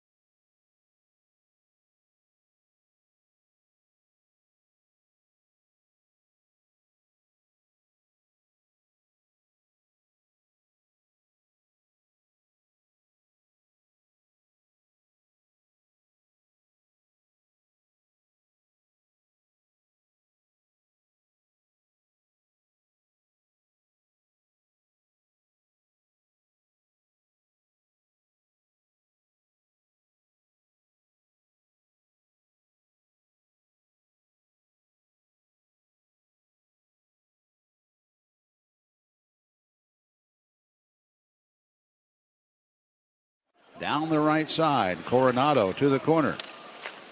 Back out to the blue line, and Uyghur. Uyghur gets a return pass. Out in the high slot. That shot stopped by Saris, but the rebound is tapped in. A power play goal gives the Flames a 4-3 lead with 1:19 remaining in the period. Preds fall 4-3 to the Calgary Flames last night. Their 8th straight loss. Preds currently tied for the worst record in the NHL with just 20 points. Jake Lyman, Nick Frazier, Nick Keyser with you in for Jared Stillman today on Stillman and Company. Wrapping up hour number 2. We'll talk some Titans coming up in the next hour, as well as Jason Fitz joining us at 4:30, Caroline Fenton at 5 o'clock. We've been talking about whether the Preds need to make a move at head coach. That's kind of the big question around Smashville right now, is whether Andrew Brunette will keep his job for much longer after the slow start that they've gotten off to. Let's head to our phones, driven by WilsonCountyHyundai.com. Chris in Bellevue wants to talk about the Preds defenseman. Chris, what you got for us today? Hey boys, how's it going?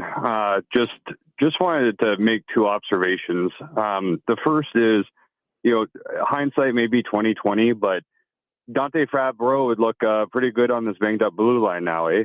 I think waiving him was a mistake, and when we waived him was a mistake, and I don't think it's a mistake that Zach Werenski's playing the best hockey of his career up in Columbus ever since Dante got there. And I don't think it's a mistake that Yossi played the best hockey of his career when Dante was on the Preds. He's a stabilizing force that I think was misused on the blue line. And unfortunately, I think we're kind of seeing that come through. And secondly, I don't think that Preds fans necessarily are upset about, potentially not playing well and the team not playing well, but it wasn't part of the plan. And Trotz said, last night that it wasn't part of the plan to lose this season, but he talked about getting younger and faster and having young guys step up, but a lot of his moves don't match his actions. So thanks for taking the call, and I'll let you guys chime in. Chris, thanks for the call. A lot of people are going to look at what Dante Fabro and Phil Tomasino do for the rest of the season after the Preds moved on from them, and they've both had their successes since leaving Nashville as the Preds continue to spiral. It's a good point that maybe, especially with the injuries that we're seeing on the blue line now for the Preds, they could use Dante Fabro. Yeah, I mean, I agree somewhat with him on that. Chris, I think it's a valid way to look at it that he elevated Roman Josi to some extent, but I don't think he's the catalyst that made the difference for Roman Josi to be a Norris caliber D-man. And I think Zach Werenski in Columbus played better with Seth Jones. Quite frankly, quite frankly, yes. I would tend to agree that guys play roles, but these guys did not make the world of a difference on the ice. They did not. They were good players. They weren't even in the lineup. They weren't, no. And that's the one thing that you have to remember. The Preds had to get something for Fabro, and clearly teams didn't want to give up anything for a trade, so i.e. he goes on waivers. So there is part of this that's the same as what everybody was bringing up when the Titans played the Chargers of, oh, look at Christian Fulton and Elijah Molden having career years away from the Titans. This happened, and this happened with Eli Tolvanen. Yep. Yeah. And he flashed for like 10 games. Something like that. And everyone was like, oh my gosh, he's scoring like every other game in Seattle. And now what is Tolvanen? He's third line winger. He's fine. He's a depth bottom 6 guy. Tomasino might flash immediately. Fabro might flash immediately. Give it another half a season, the rest of the season, and they'll probably look the same as they did here. Yeah, and you have to have a larger sample size than what we've seen so far. But I do understand Preds fans bringing that up because they have looked a lot better since leaving Nashville, and we'll have to see how that all pans out. Quickly, before we move on, the Predators, obviously this is a lost year for this core that you brought in to build around Philip Forsberg and Roman Josi and UC Saros. Do we think this is a long-term issue where the Preds have to kind of tear this thing down and start over, or do we think that this group with Marchessault, with Stamkos, with Shea can be the team everyone thought it would be next year after what is obviously a disappointing first season with this group? I think it all depends on how they utilize their assets. Are they going to trade Gustav Nyquist for a draft pick? Are they going to flip a player with a draft pick for another player? Could they upgrade in some areas that maybe people aren't thinking about right now? And it's not always publicized with what GMs are talking about with, hey, I might think about this guy. The Rangers are a great example right now. Larry Brooks, I heard him just say the other day that the Rangers have been taking calls on pretty much everybody on their team that doesn't have a no trade clause. So, when you have 5 picks in the first 2 rounds of the draft, Barry Trotz is poised to do something.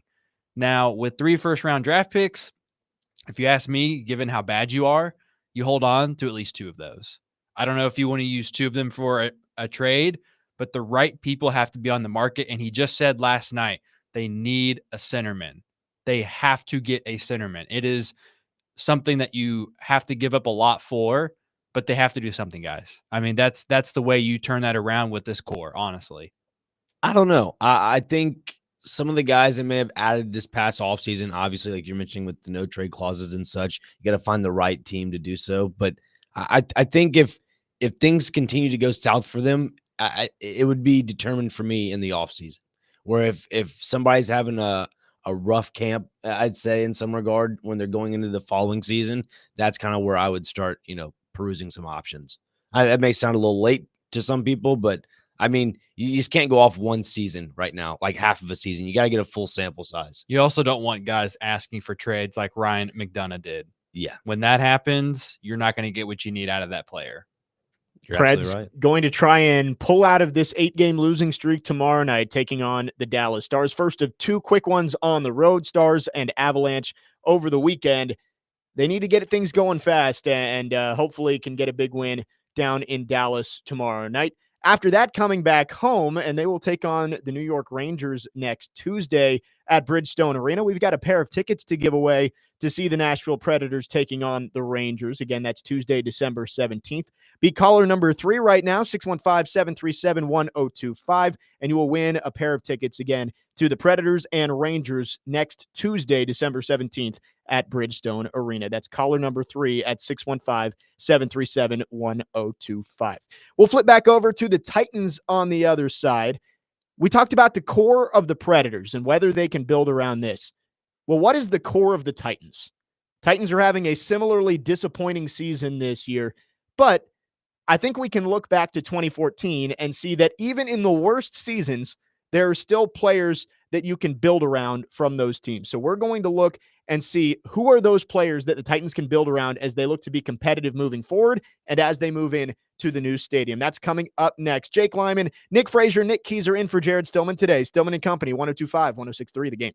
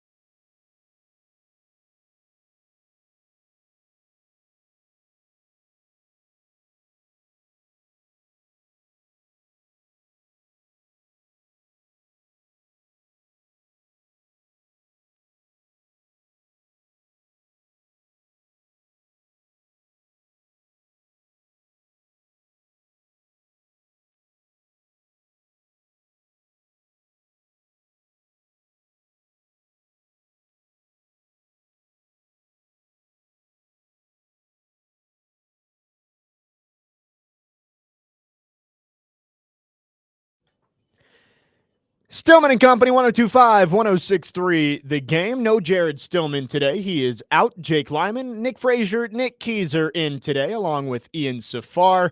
Been a fun show so far. Lots of Preds talk in the last hour. We're going to be joined by Jason Fitz coming up at the bottom of the hour. And then at 5 o'clock, Caroline Fenton will join us in the usual spot for Jared versus Joe. But with no Jared, I don't think any of us are up to scream at Joe Rexroad this evening. So we'll just have Caroline come on and we're going to talk some college football with her. We could see if we could get Joe on here and we could just take turns yelling at him. Scream at clouds. I agree with Joe on most of his takes. So I don't know. We'd have to make some stuff up. I'll just call his wife. We've wanted to do something like that. What does Joe do wrong? And we'll just yell at him for 30 minutes. Or just call his daughter too. Yeah. Leaves his car on in the garage. Yeah. Yeah. What are you doing, Joe? Instead, we'll have Caroline Fenton on. We'll just have a nice conversation about the college football playoff coming up at 5 o'clock. But first, let's talk some Titans here in hour number 3. The Titans and Preds, similarly disappointing seasons, but we just talked about how the Preds, you have this core of players. You can look at Philip Forsberg, Roman Josi, UC Soros, Steven Stamkos, the list goes on, and you know who you're building around for the next few years. Who are the Titans building around? With the new stadium coming, you want to be competitive over the next few years. And I wanted to compare this season to 2014 because I think that is the most similar season in recent memory for the Titans, where you've got a new head coach who's an offensive-minded guy, Ken Wisenhunt, Brian Callahan. You took a first-round, highly touted left tackle in the draft, and you had a disappointing, highly touted left guard taken the year before in the first round. So I think there's the similarities here. And I went back and looked at that 2014 roster because the Titans were able to pull out of that after a couple of years. 2015 was bad as well. You went 3-13 that year, had the number 1 overall pick. But then 2016, you were 9-7. Who are the players on that 2014 team that went 2-14 that were still part of the Titans teams that led to 4 playoff appearances and an AFC championship game appearance and a number 1 seed? I found 5. I found 5 out of the 60 or 70 players that were on that 2014 team, maybe more. Taylor Lewan, who I already mentioned, obviously he was the first round pick that year, ended up being nearly a decade-long left tackle for the Titans. Delaney Walker, who he was part of the early teams. He was part of that Chiefs win in Arrowhead in 2018. Obviously wasn't part of the future teams there. Jarrell Casey, Derek Morgan, and Wesley Woodyard. I couldn't find anybody else. So it was a complete overhaul of that team. If the Titans have to do this, I kind of wanted to get thoughts on who are the guys who are going to stick around. I mean, first on the list, you got to say Jeffrey Simmons. I don't know, though. I have 2 that I think are locks. Okay. And I want to get your the audience's thoughts as well. 615-737-1025. Our phone line's driven by WilsonCountyHyundai.com. If you have thoughts, you can text or call. I have 2 that are locks. You mentioned Jeffrey Simmons. I think that is a guy that the Titans have said they want to build around. Clearly is highly thought of in NFL circles. He was ranked 4th among NFL DTs at the beginning of the year by executives and coaches and et cetera by ESPN. The other one that I think is J.C. Latham. Yeah. I know he's had a couple of tough weeks, but he's a rookie playing left tackle for the first time since high school. It wasn't going to be a perfect first season for him. I think it's been good enough that you can believe he is your left tackle for the foreseeable future. Yeah, I mean, to the point to J.C. Latham, I mean, you can't knock a guy for being a rookie. I mean, you're going to make mistakes. And to that point, you don't have a quarterback to really look at for the future, in my opinion. For me, you know me, I'm out on Will Levis. I got to tell you, Will Levis, I have a list of a bunch of question marks. He is not one of them. I don't think that you can put him as part of this core right now. No. I think he's closer to Zach Mettenberger than he is Marcus Mariota. Wow. Even with the wintergreen, huh? I wouldn't say he's Zach Mettenberger, but I would say that he's getting closer to that status of being a guy who was, hey, he was around for a couple of years. We gave him a shot. It didn't work out. To being Mariota, where you give him the keys to the franchise for 4 or 5 years. That's fair. That's 100% fair. And what I was mentioning about Will Levis is that, you have a guy like J.C. Latham. He's going to make mistakes. And it's good to make mistakes under, I would say, I don't want to say a crappy quarterback, but not a above average quarterback. Is that safe to say? A mediocre quarterback. Like, I wouldn't say he's awful, but like I don't think he's had a complete game yet this year, which Yeah. is kind of what we've been waiting for. And that's what I thought we were going to get on Sunday.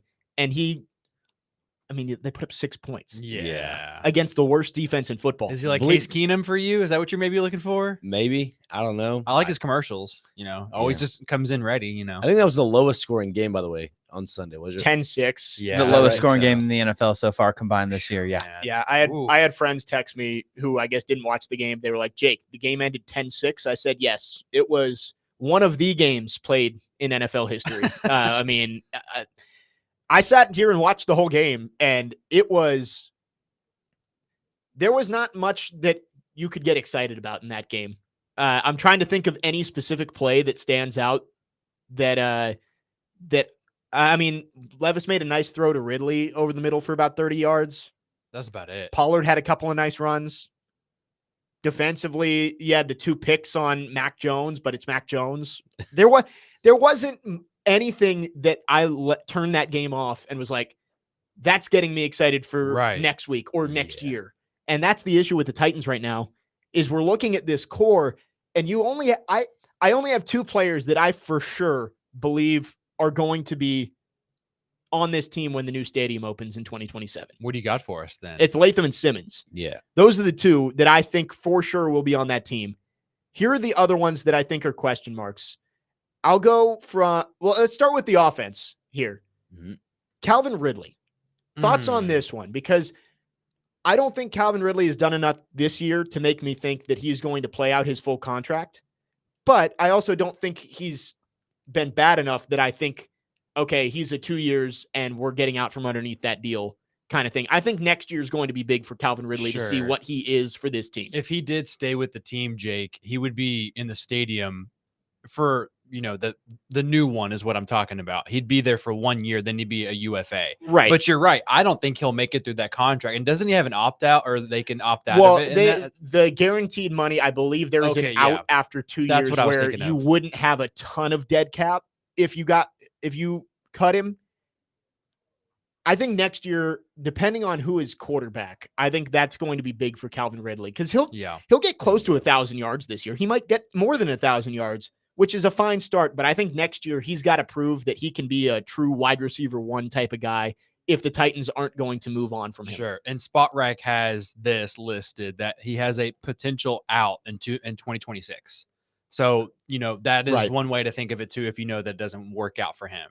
I mean, talking about pillars to move on with to the future, I'd be okay with, having a Calvin Ridley a part of that core. I'd be okay with having a Tony Pollard a part of that core. And I get it. They're up there in the latter part of their 20s. But at the same time, you don't have really much to really grab onto.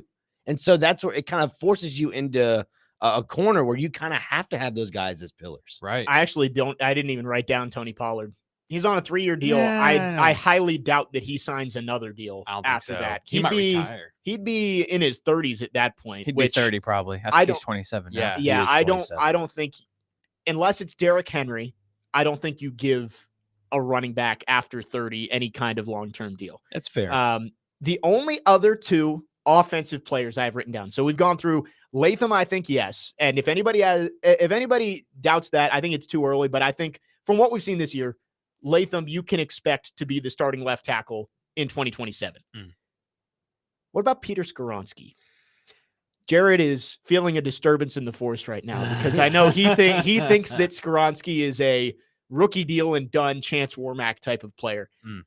I just don't know. Has he been disappointing compared to where he was picked? Yes. If you pick a guard with the 11th overall pick, you expect him to be Quentin Nelson, and he hasn't been Quentin Nelson.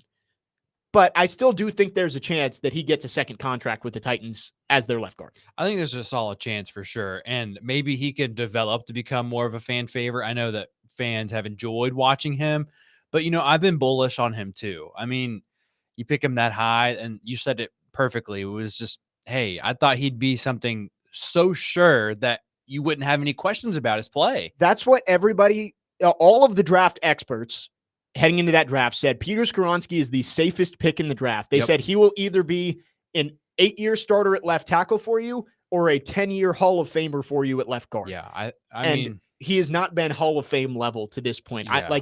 I'm not trying to come on here and say that Jared's completely wrong and saying but I don't think Skoronski sucks. I think he is an average left guard, which is not what you take with the 11th overall pick. no, and I think the Titans are ultimately kicking themselves that they did not trade up.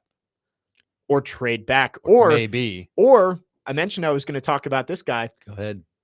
Jackson Smith and Jigba was on the board. That was who I personally wanted with that pick. I wanted JSN, who currently I believe is top 5 in the NFL in receiving yards this year. Yes, he is. I mean, I watched that God, fantasy owner. that Rose Bowl performance that he had 3 years ago against Utah, where he broke every Rose Bowl record as a sophomore. I'll have to find the tweet at some point. I tweeted out, I said, I want to tank in 2 years as the Titans for Jackson Smith and Jigba because I think he's going to be that good. You didn't have to tank for him. He went like 20th. I would have loved JSN with that pick. JSN Airlines.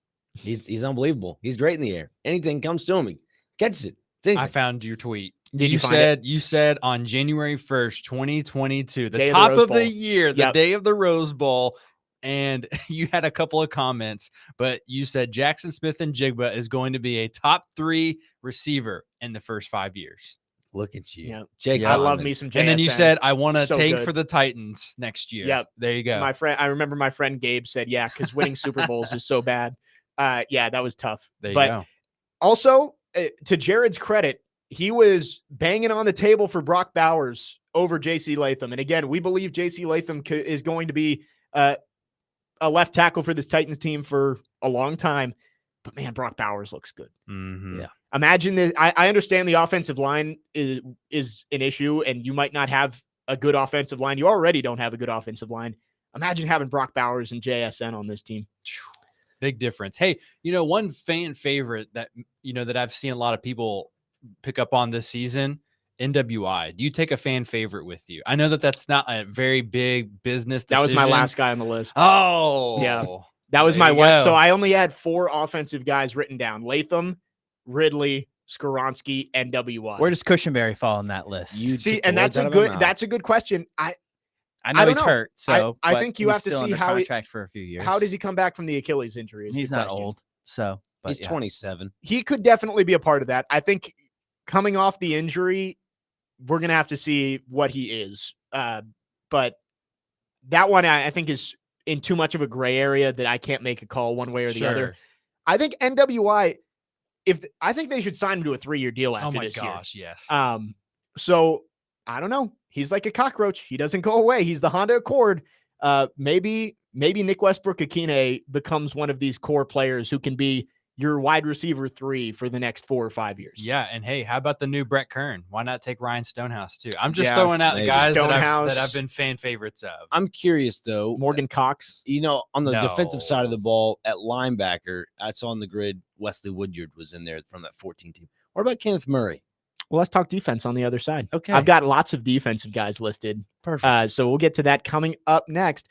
Talking about who could be Titans core players for the next 4 or 5 years here on Stillman and Company. Jake Lyman, Nick Frazier, Nick Keyser in for Jared Stillman today. Stillman Company, 1025, 1063 The Game.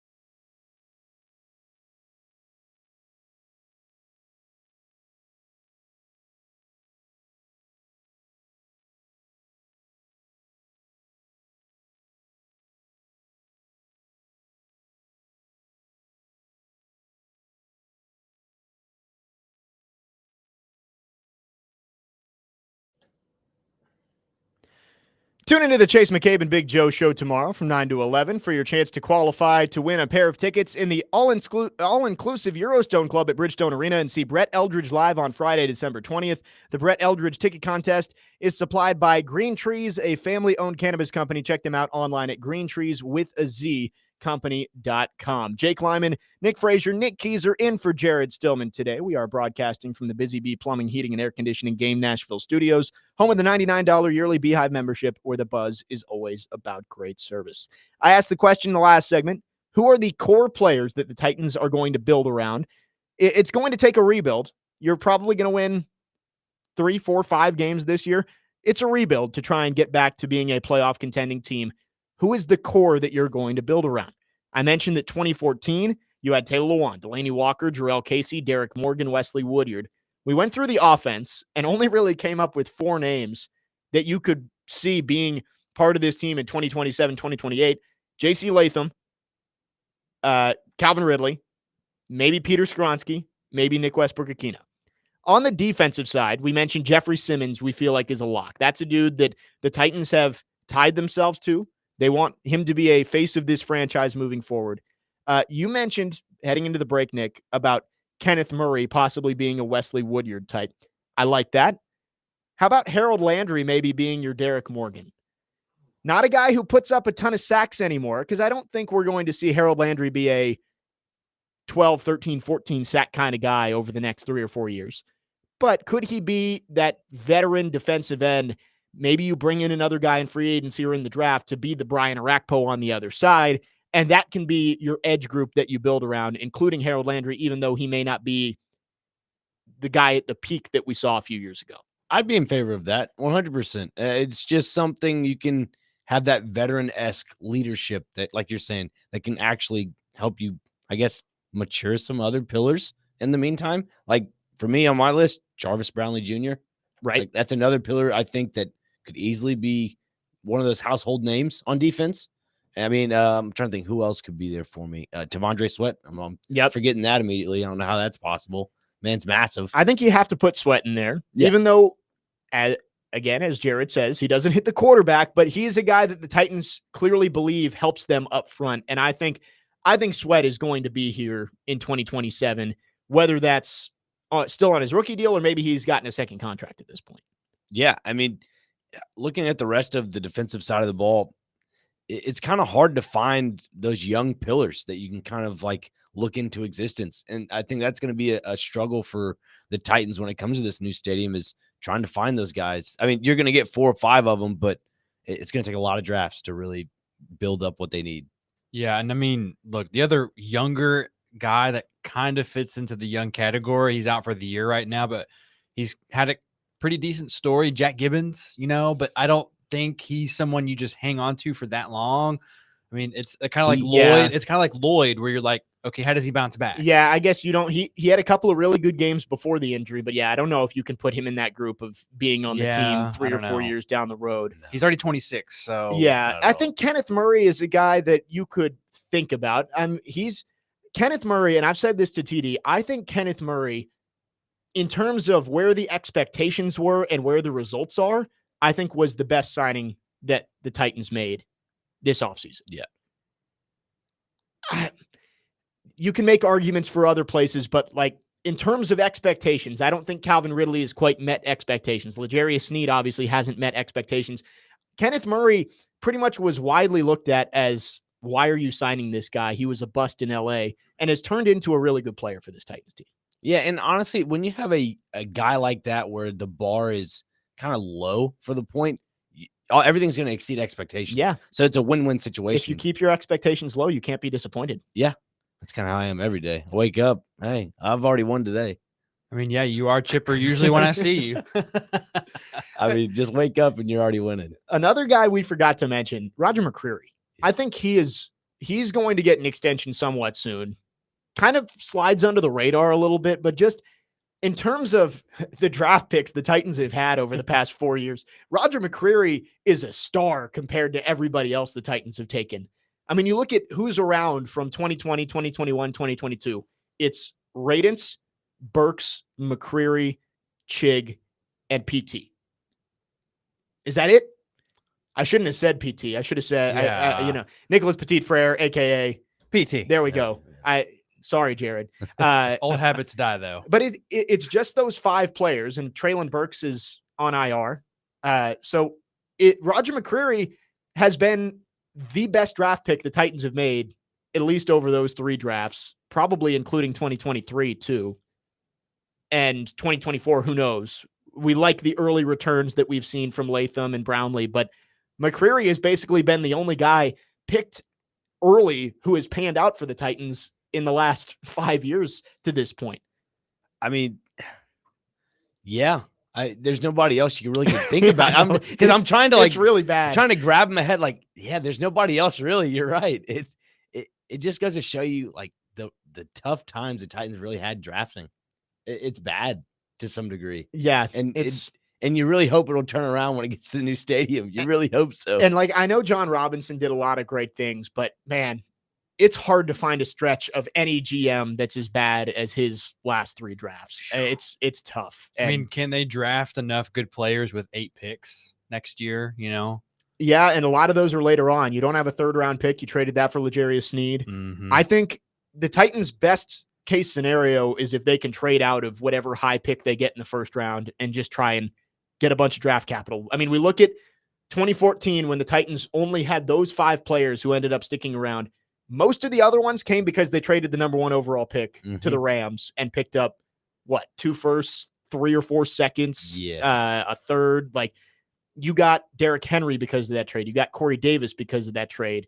Kevin Byard was in that year, right? Kevin Byard was that 2016 draft. I don't know if his pick was part of the trade. I don't believe so, but still the same draft, right? Austin Johnson, Kevin Dodd was in that pick. That was their own pick, though. That was 33. But anyway, I think that could be the way. But looking at this Titans team, I think the only players that you really can look at and say, hey, these could be the core.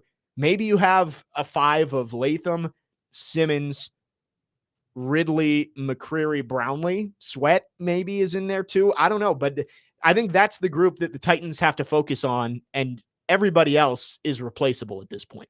Mm-hmm. Also, we do have a little bit of breaking news that we can get to next. Oh, well, we got Fitz coming on next. What do you got? We got Bill Belichick official. is making it official. Yeah. Oh, wow. Let's do it, gentlemen. I love it. Per Schefter, He's per a couple finalizing of accounts. Yeah. Bill Belichick finalizing a deal to become the new head coach at North Carolina, per Adam Schefter, Pete Thamel, and Chris Lowe. Yeah. I'm buying in. Unbelievable. Give me my Tar Heel blue shirt. I'm ready. There's your real blue blood, Fraser. We talked about You're this right. to open the show about how awful an idea this is. And I said I didn't think it was going to happen. I said he's leveraging them for NFL opportunities. Clearly not. Bill Belichick officially is going to be the new head coach at North Carolina. The drama. We've got Jason Fitz joining us next from Yahoo Sports. We will talk to him about that and much more coming up next. Jake Lyman, Nick Frazier, Nick Keyser in for Jared Stillman today. Stillman and Company, 102.5, 106.3 The Game.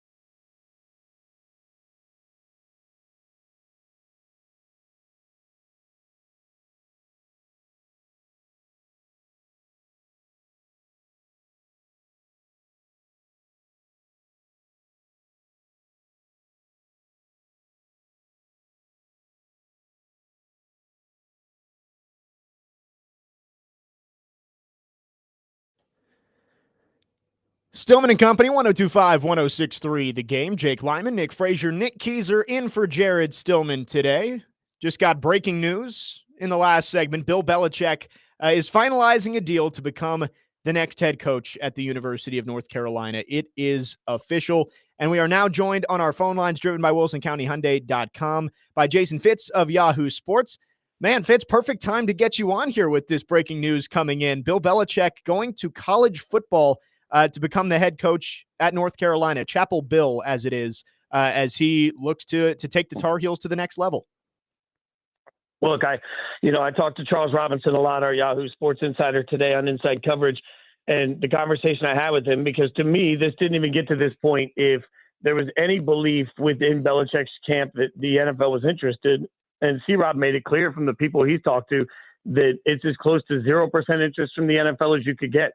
Can't say definitively that there was no interest, but every single team had a way to reach out to Bill, and none of them were. None of them had any interest whatsoever. And, some people even within the league were already scoffing at the manifesto that was sent to North Carolina as living, breathing, eating proof that Bill said he didn't want complete control at the NFL level, but obviously this is who he is. He does. So I don't think there was any chance that he was going to work anywhere else. So in that setting, he gets to set his son up for a good situation. And I'm sure there's some sort of succession plan for him to eventually go into some sort of a front office type role with the colleges. That's where football is going. And I've got to think that North Carolina believes now they can, since they can't compete in an NIL world, maybe they believe that they can go to people and say, hey, but this is a chance to play for Belichick, and that's going to get you to Sunday football. I don't know if this works, but this feels like two sides that were equally desperate to stay in the game.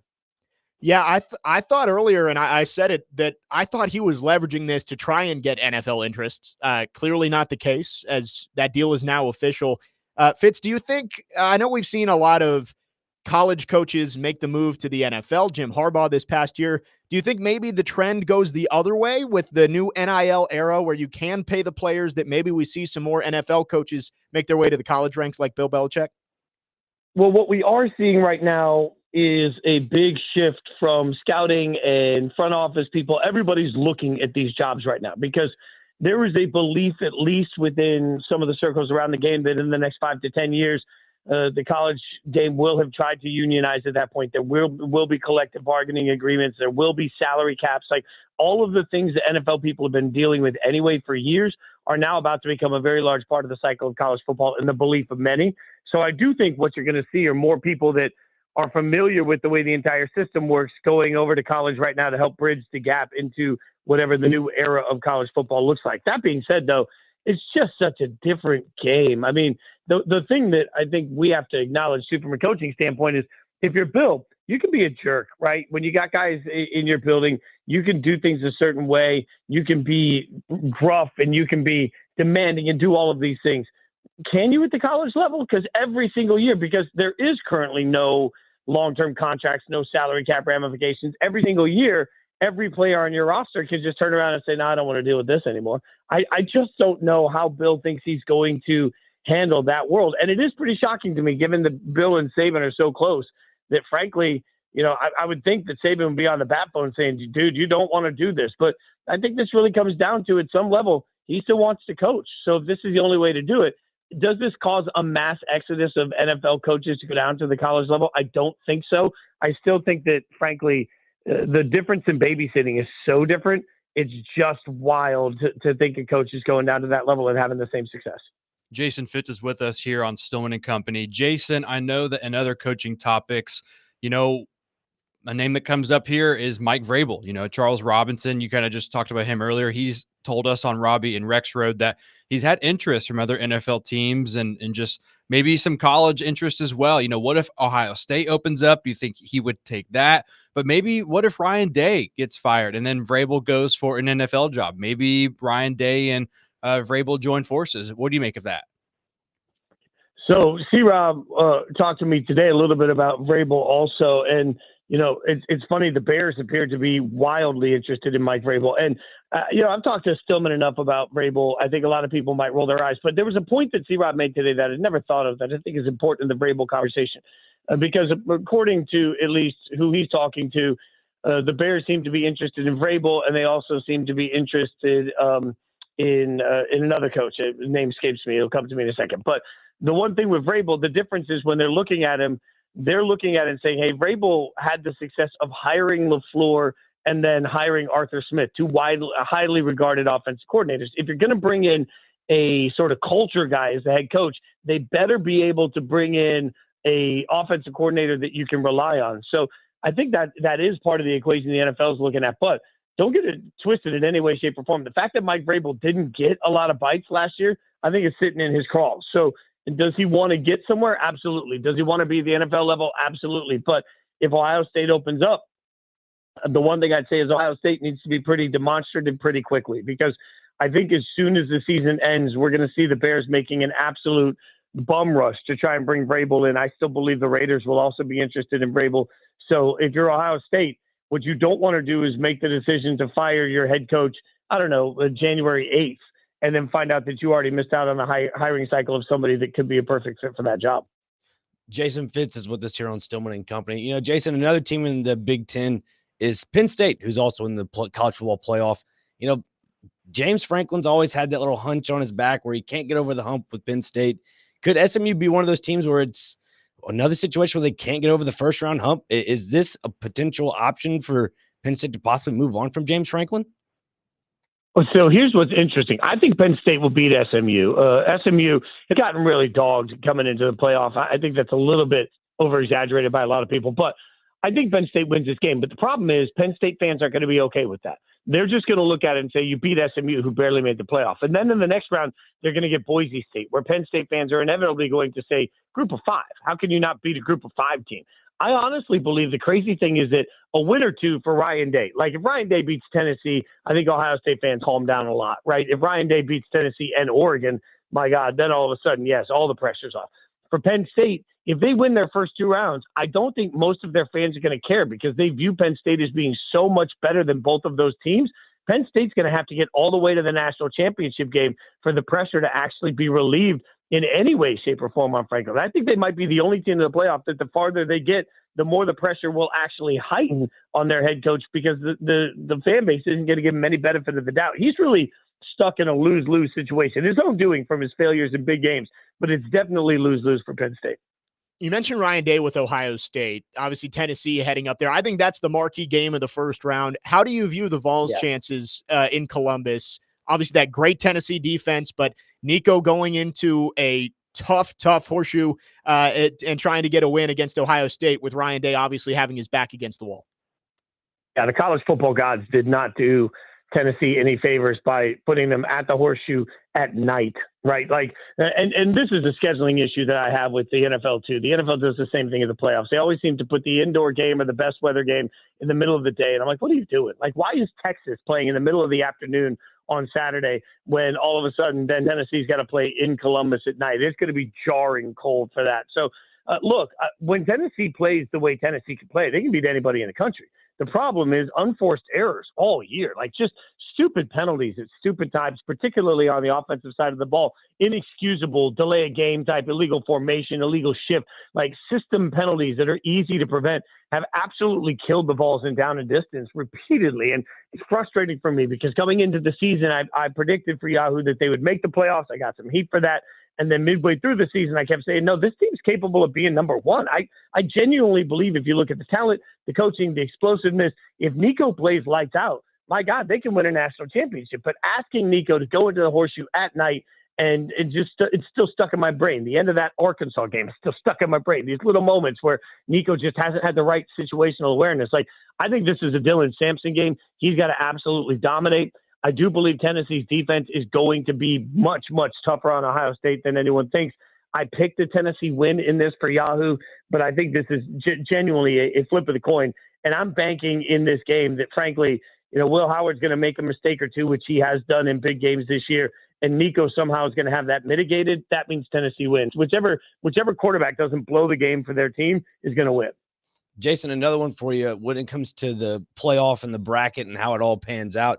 I was looking at a Twitter account that had the BCS rankings and it had Alabama in there at 11. And I'm just curious if they did the BCS rankings, but for the playoff version of it all. I mean, right now, Tennessee would be facing Arizona State in the first round. Do you think the committee going forward needs to kind of evaluate the playoff and the seedings, once they get in as the top 12, to just start seeding it when they get in there instead of having to kind of base it off of what they had in the season? Brother, you are so correct. And here's the hardest part about this. Like, the model existed. College basketball, you win your conference, you get an automatic bid, but you don't get an automatic seed. And what I will never understand is why smart people sat around and didn't figure out that that's what they needed to do for college football as well. The automatic seeds would have made this entire thing broken already. And it's ego. So if you got a team, if you got a conference like the ACC or all of the rest of the Power Five that are, or the Group of Five, I should say, that are all sitting here saying, well, we want to be included, in an effort to make sure that they were included at the highest possible level, they made guaranteed seating happen, which I think is only going to hurt the perception of those conferences moving forward. So to me, the only appropriate thing to do if you're still going to have a committee is let the committee rank 1 through 12. And if there are bid thieves outside of 1 through 12, then put them in where they would slot in that situation. But giving Arizona State a home game and Boise State a home game is just absolutely, well, I mean, I should say a bye. It's not a home game, but giving those two teams a bye is an absolute disgrace to what they're trying to accomplish with the college football playoff. It doesn't make any sense at all. And it's changed the way this entire thing laid out. Like, think about it, you guys. If Ohio State doesn't lose to Michigan, they are seated higher no matter what happened to the Big Ten championship game. Tennessee is not taking on Ohio State. And then Oregon is not sitting here having to look at the toughest run. Like, one game, because of this stupid policy with seeding, changed the entire path of the college football playoff. And it actually hurt the best team in college football all year. Like, what are the chances that happens? So, yeah, I think everybody's going to go back to the drawing board when it comes to the seeding, particularly. Yeah, it should be one and done. It's ridiculous. Oregon beating Penn State set up Penn State for the easiest path to the semifinals, while Oregon has to face either Ohio State or Tennessee. I'll never get it. But Jason, thanks for coming on. Always appreciate your time. Hope you have a great rest of your week. Appreciate you, boys.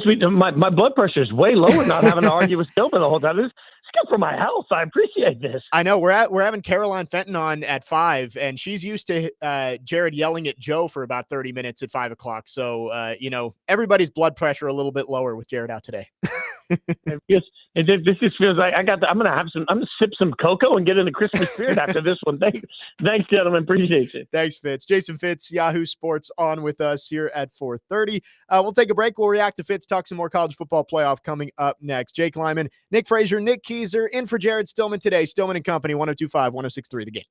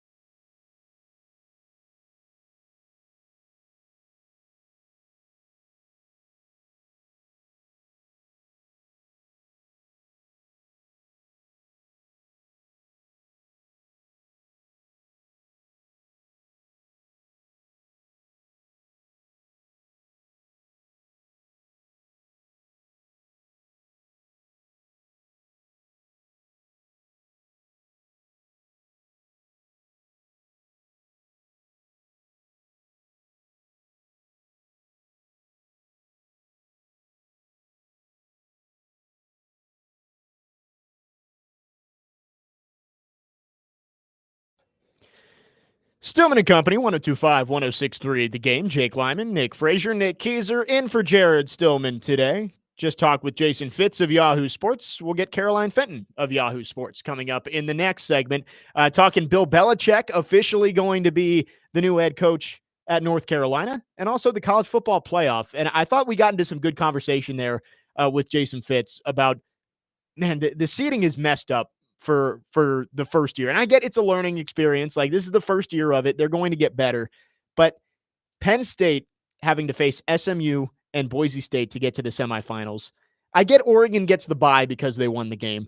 But then they have to face Ohio State and Tennessee, who I think everybody can agree are much more talented than SMU and Boise State. And then if you win that game, yeah, maybe you get Arizona State, but likely you're getting Texas in the semifinals. It just doesn't seem to make a whole lot of sense, and I would expect that things are going to get changed after this first year. Yeah, I mean, if I was mentioning about the BCS rankings, if they went off those rankings, it'd be Tennessee, Arizona State first round, and whoever wins that would play Georgia in the semifinal or quarterfinals, which feels like a much more fair bracket than Tennessee having to travel to Ohio State when Tennessee is what, the 7th ranked team in the country? Yeah, and there'd be a 7th on that. But as the 7th team, you should be hosting, but because of the auto bids getting buys and Boise State jumping them and Arizona State jumping them, now you have to go on the road to a night game in the Horseshoe, which is just it's crazy. And it's something that I think will be dealt with. I think they'll stick with the auto bids, but just seed them 1 through 12. Like, I don't get why that was so hard. I think it was because the ACC and the Big 12 probably fought for, hey, our conference champions should get buys too. I don't think the ACC thought that they wouldn't have anybody in the top 10 in the rankings, and their highest ranked team lost the conference championship. Right. So that means Boise State jumps them and gets that buy. So I don't know. They're gonna work through it, and it doesn't really matter because in 2 years we're going to 14, where it's basically going to be the winner of the SEC and the winner of the Big 10 get a bye, and everybody else plays first round matches. Yeah, and once you get to 16, it's kind of like that traditional playoff format that you see across pro sports, where there's 2 sides, but at the end of the day, like I like how it's numbered and it's where you finish, and then they could still have some of these rules in place. But like, I want there to be a more challenging first round matchup for a team like Oregon or Georgia. And like, could it be challenging enough if Ohio State beats the Vols? Sure. But like, also if you have Boise State, and they have this bye, I think personally they may have an easier path to get to the championship too if they can make some noise. Georgia does too, but I don't know. I mean, you look at the way the bracket could work out. Let's say all the favorites win. Mm-hmm. All the home teams win. Now you've got neutral site games, so the teams that get a bye, they don't get home field advantage. Who would you rather be? Penn State playing Boise State on a neutral site? Notre Dame playing Georgia, possibly without Carson Beck? Or, sorry, Georgia playing Notre Dame. Right. Or whatever Or it ends up being. Yeah. Or Indiana. And then on the other side, it would be Texas playing Arizona State. I think Oregon playing either Ohio State or Tennessee is the worst matchup among those buys or the teams that won their first round games. It is tough. And Fitz makes a really good point that the number 1 team in the country, the only undefeated Power 5 team, in fact, the only undefeated team, period, right? Period. I think so. Yeah, Oregon's the only team that ran the table. They probably get the hardest path to a championship among those top seeds, which isn't how it should work out, but because of the way the seeding works out, that's how it is. So, but if they do win it all, you could say that they're a well-deserved. Yes, yeah, there are no Mickey national Mouse rings being handed out if Oregon runs the table and wins the championship. And we picked Oregon to win it, I believe, at the beginning of the season early. That does sound about right. I think we did. We'll have to go back and check. But I'm curious, though. I don't mean to interrupt, but I'm curious. With Clemson winning the ACC championship game, and they're a 10-3 ball club, would you still have them in a top 12 spot? No. I mean, Okay. I think you still get the Power 5 or the champions, the top 5 champions get auto bids. Okay. So Clemson, I guess, yes, would be in, but they would be seeded 12th. I guess the big thing would be, instead of Boise State being the 3 seed and Arizona State being the 4 seed, they'd be the 9 and 11 seeds. Mm-hmm. Instead of getting that bye. So then I guess you can do the math from there of who would play who. I guess it would be who's the 8 seed? Is that Notre Dame? No, Indiana. It would be Indiana hosting Arizona or Boise State. That's correct. Yeah, instead of where it ends Notre up. Dame and Indiana currently. Yeah. So it's a mess, but it's the first year, and I think they're going to figure it out. And again, it goes to 14 in 2 years, so it's not going to be as big of a deal because again, it's pretty much going to be winner of the Big Ten, winner of the SEC gets those top 2 seeds. I can't see. Hey, maybe Bill Belichick and UNC end up running the table in a couple years. Could you imagine? And they end up being the number 1 seed. I don't know. I mean, it's possible. 14 teams at that point. I mean, you could be at 8 and 14. I mean, you could be a 9 and 3 team and still make the top 14. Yeah. It's possible. I am just excited for that first weekend, though. Those campus sites games are going to be electric. I mean, Indiana and Notre Dame, cross-state rivalry on a Friday night in South Bend. That's going to be cold. And then I don't think Texas and Clemson and SMU Penn State are great games, but still those environments are going to be great. I saw a tweet the other day of how fitting is it the first ever playoff home games are kind of in like the cathedrals of college football. Not all of them, but some of them with Happy Valley and the Horseshoe and South Bend right in front of Touchdown Jesus. Like you've got such great environments for these home playoff games. I think that is going to be a smashing success for the playoff, but the seating just needs to be changed up for next year. Yeah, it may look pretty, but it could be a lot better for sure. So that's going to be fun to see the Vols, and especially, and I know that people were kind of waiting to see if Tennessee would get a home game too. Neyland would be great for that too. That would have been fitting as well. I think it might have been more scenic than some other spots for sure. So yeah, and I mean Texas has a great home atmosphere, but I think if you had your 4 matchups, South Bend, Columbus, State College, Happy Valley, and Neyland, those are 4 amazing atmospheres. Texas is great too. I think Neyland might be a little bit better. So going to be fun. Going to be a fun college football playoff. We'll have Caroline Fenton join us next. Usually joins for Jared versus Joe at 5:00 on Wednesdays. But today we're just going to talk to her about college football. Lots to get to with the playoff. And of course, the breaking news over the last hour that Bill Belichick is going to be the next head coach at the University of North Carolina. Caroline Fenton joins us next. Jake Lyman, Nick Frazier, Nick Keyser in for Jared Stillman today. Stillman and Company, 102.5, 106.3 The Game.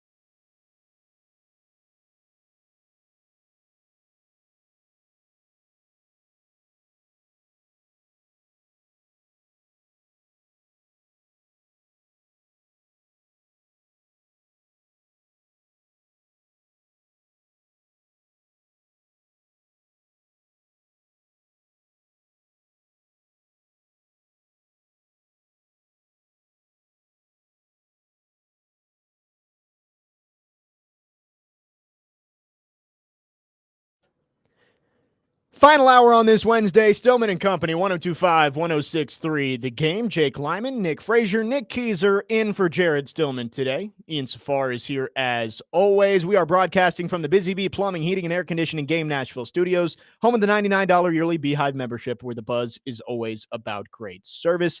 We now go to our phone lines, driven by WilsonCountyHyundai.com. Usually, Caroline Fenton is joining us at 5 on Wednesdays for Jared versus Joe. But not today. No Jared. So, Caroline, we promise you less yelling. I can't promise none, but less yelling today for your weekly visit. I can't decide if that's going to be a good thing, that my blood pressure is nice and low and everything's very calm, or maybe I need the yelling to keep me going. But regardless, I'm pumped to be here with y'all. Happy to have you on. We can give you yelling if you want some, but we'll start regular here to start off the segment. Nice though. It's a good reprieve. Caroline, the big news today: Bill Belichick is going to be the next head coach at North Carolina, and I think when the rumors were going around, at least me and I think a lot of people thought that it wasn't actually going to happen. But here we are. Bill Belichick is going to Chapel Hill. Thoughts on this situation and whether this could be successful for Bill and the Tar Heels? I don't get it. Like, I don't understand why this makes sense for either side, frankly. And I'll start with the Bill Belichick side of things, because I think that is the weirdest part to me. I have to ask, like, why does he want to do this? I always viewed Bill Belichick as a guy that just wants to coach football, that he was just so annoyed with all of the bull crap and all of the red tape that came with being a head coach in the National Football League. Well, the bull crap is ratcheted up times like 100 when you're a college football coach, because you're not dealing with the Players Association. You're dealing with quite literally the Wild Wild West. You're dealing with NIL. You're dealing with re-recruiting your roster every single season, really twice every single season. You're dealing with recruiting, and you're dealing with tampering. There's a lot. It's a 24/7 kind of operation. I'm not telling you guys anything that you don't already know. So I'm confused why Bill Belichick wants to get into this world when there are so many college football coaches that are like, you know what, I'm out. I'll take a pay cut to go to the NFL to not have to deal with all of this stuff that I have to deal with college players in the college game right now. Bill's 72 years old. He's a millionaire. Like, doesn't he just want to sit back and enjoy his toddler of a girlfriend? So I wonder about why he wants this. What's the motivation for him? What does he get out of it? And the other side from North Carolina, they just moved on from Mac Brown, who's 73 years old. And part of that was they didn't feel like the program was going in the right direction, whether that's an age-motivated decision or not. It doesn't feel like a big switch from Mac Brown to Bill Belichick. And also, Bill Belichick is unproven at this level. Obviously, football is football, and we all understand that. But we've seen several coaches go from the college game to the NFL game and fail. We've seen the greatest college football coach in the history of the sport fail in the NFL when Nick Saban went to Miami. So we at least have enough of a sample size to show that just because you're successful at one level does not mean that you can or will be successful at the other. So if I'm UNC, I'm incredibly hesitant about this, and I'm incredibly hesitant to sign off on the conditions that Bill Belichick will have for his program. I've already heard, I don't know if this is just fodder or speculation or fact, but I have heard that part of his contract is that his son, Steve Belichick, will take over as head coach whenever Bill decides to eventually hang it up. Well, I'm not doing that if I'm North Carolina. I don't know what kind of coach Steve Belichick is. I don't know what kind of CEO of a program he's going to be. So it just feels like a lot of concessions that a program like UNC is no Alabama or Ohio State, but UNC is a very respectable program. I feel like UNC is making conditions that a kind of program of that caliber doesn't have to make. It's all very strange. Caroline Fenton is with us from Yahoo Sports. Caroline, good to chat with you. I'll get a couple of quick thoughts here from you. The Heisman Trophy is going to be awarded here in the next few days. Ashton Genty, Dylan Gabriel, Travis Hunter, and Cam Ward. Who are you liking? Who do you think's going to win? I think it's going to be Travis Hunter, and I think it will be, and it should be Travis Hunter. He's an overwhelming favorite in the sports books right now. Last time I checked, he was like minus 1,000 to win the Heisman Trophy. And frankly, I think that it should be. Travis Hunter is doing something that we have never seen in college football. He's playing 120, 130 snaps a game. He's playing both offense and defense on a consistent basis. And oh yeah, by the way, he's also playing both of those positions at a very high level. No, Travis Hunter is not the best wide receiver in all of college football, but he is a Biletnikoff finalist. And no, Travis Hunter is not the best defensive back in all of college football, but he's still a player that can play DB at the next level. So while he's not the best player in the country at either position that he plays, he can play in the NFL at either of those positions. We have never seen that kind of dynamic playmaking ability on both sides of the ball ever, at least that I can think of in the history of college football. I think that is something that warrants an award like the Heisman Trophy that goes to the most outstanding player in all of college football. I don't know how you look at what Travis Hunter has done and said, well, that's not the most outstanding player in all of college football. I also think Ashton Jeanty is incredibly deserving of the award as well. I think if Ashton Jeanty put up the kind of numbers that he's put up this season in literally any other year, he would win the award, because if he doesn't win the award, he'll be the first running back with those kinds of numbers to not win the Heisman Trophy. He just happens to put those numbers up in a year where we have something that is unprecedented, someone that is unprecedented in all of college football. So I think it'll be Travis Hunter that wins the award, but Ashton Jeanty with a very close second. Caroline, I know that you also kind of talked about having SEC trust issues over at Yahoo Sports, but one team I want you to hone in on here is Georgia. They might be without Carson Beck. Kind of walk us through what maybe some of your trust issues would be with them. Yeah, I think with Georgia, they've been the poster child for inconsistency. Georgia, when they play up to their ceiling, they can beat anyone in the country. When Georgia plays up to their ceiling, they are the best team in college football. The issue is they don't always play up to that ceiling. Like, we just saw Georgia's defense completely shut Texas down. Texas's offense, with a third-year starting quarterback and the most brilliant offensive mind in the game, we saw Georgia hold them to 16 points in regulation. Like, that's awfully impressive. And that's also coming off of the heels of giving up 500 total yards in an 8 overtime game with Georgia Tech. Look, no disrespect to Georgia Tech, but like, they're no Texas, like they're no world beaters. So I always have to question, which Georgia team are we going to get? Which Carson Beck are we going to get? Are we going to get the Carson Beck that turns it over 3 times a game? Or are we going to get the Carson Beck that threw for over 300 yards against Tennessee? So they're just wildly inconsistent. The one thing that gives me at least a little bit of confidence with Georgia, though, is their head coach. And that's the kind of benefit of the doubt that Kirby Smart has earned. And it's because consistently year over year, his teams step up in the biggest moments. And I can trust a Kirby Smart coach football team, but they've been so inconsistent. And then you add on top of the fact that Carson Beck may or may not be available for the Sugar Bowl. He might not even be available for the rest of the playoffs. I understand that Carson Beck has had his work throughout the season. I've been the first one that has pointed out how bad Carson Beck has looked at times. But he is still a more experienced quarterback and is still the more well-equipped quarterback to be contending and competing in the college football playoffs. So I think that Georgia right now is a team that can win the national championship. I also think that Georgia is a team that can lose to Notre Dame if that is, in fact, the team that they face in the second round of the playoffs.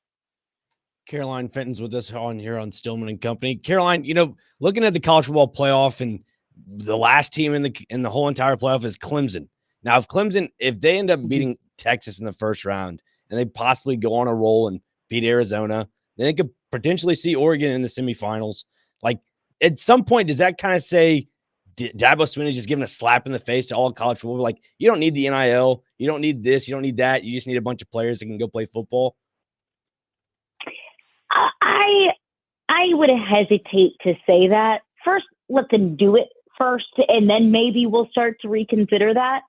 I think that we're all still kind of collecting data points in this new era of college football, because Clemson is in the NIL game. Maybe they're not as involved as Ole Miss was, especially as much as Ole Miss was in the transfer portal this past year. They weren't as involved in the NIL game as Ohio State was, but Clemson's still involved in the NIL game. They just haven't taken any transfer portal players. So, I viewed the perfect case study for the transfer portal this year is Ole Miss, since they pretty much built a super team through the transfer portal. Ole Miss is not in the college football playoff. Clemson is. But if you ask me, If Clemson and Ole Miss played on a neutral site today, I would take Ole Miss by 10 points. So it's just the way that the college football playoff is structured is the reason why Clemson has found themselves in the college football playoff.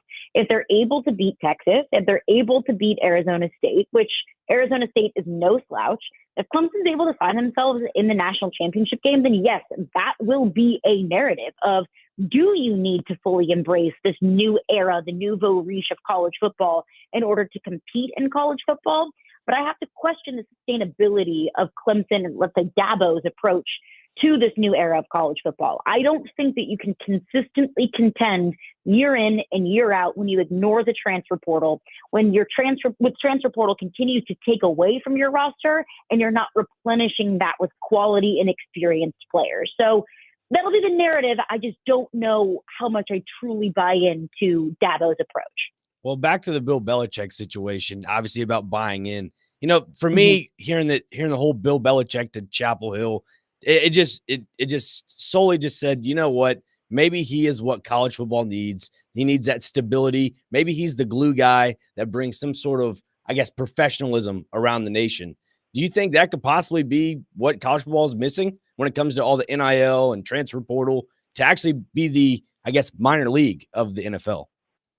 Yeah, I think that's totally what it is. And to the point about Bill Belichick, there is a chance that this could work. Like I still see a path where UNC could potentially find themselves in the college football playoff and contending for an ACC championship game. So I'm not going to write it off completely. Bill's still an excellent football coach. But I do think the way that we're going in college football is more and more college football programs are going to start bringing in general managers. A lot of programs already do that. We have general managers that work with the transfer portal, that work with scouts to scout out transfer portal players, that work with collectives and donors in order to get NIL deals organized. Like, that is something that a head football coach can't do. Like, you only have 2 hands and 24 hours in the day. You cannot game plan. You cannot recruit your own roster, recruit out of the transfer portal, recruit through high school, and also work with the collective and also be general manager. Like, it's just not sustainable. So I do think the trend in college football will lean more toward the NFL model of, you have your business people and you have your football people. Whereas in college, it used to all be in one. And now in college football, the more and more business and financial side that you add to it, the more and more it's going to reflect the NFL model. Caroline, last one for you. You mentioned Arizona State being no slouch, and I feel like they're being overlooked a little bit with whoever comes out of that Texas-Clemson game.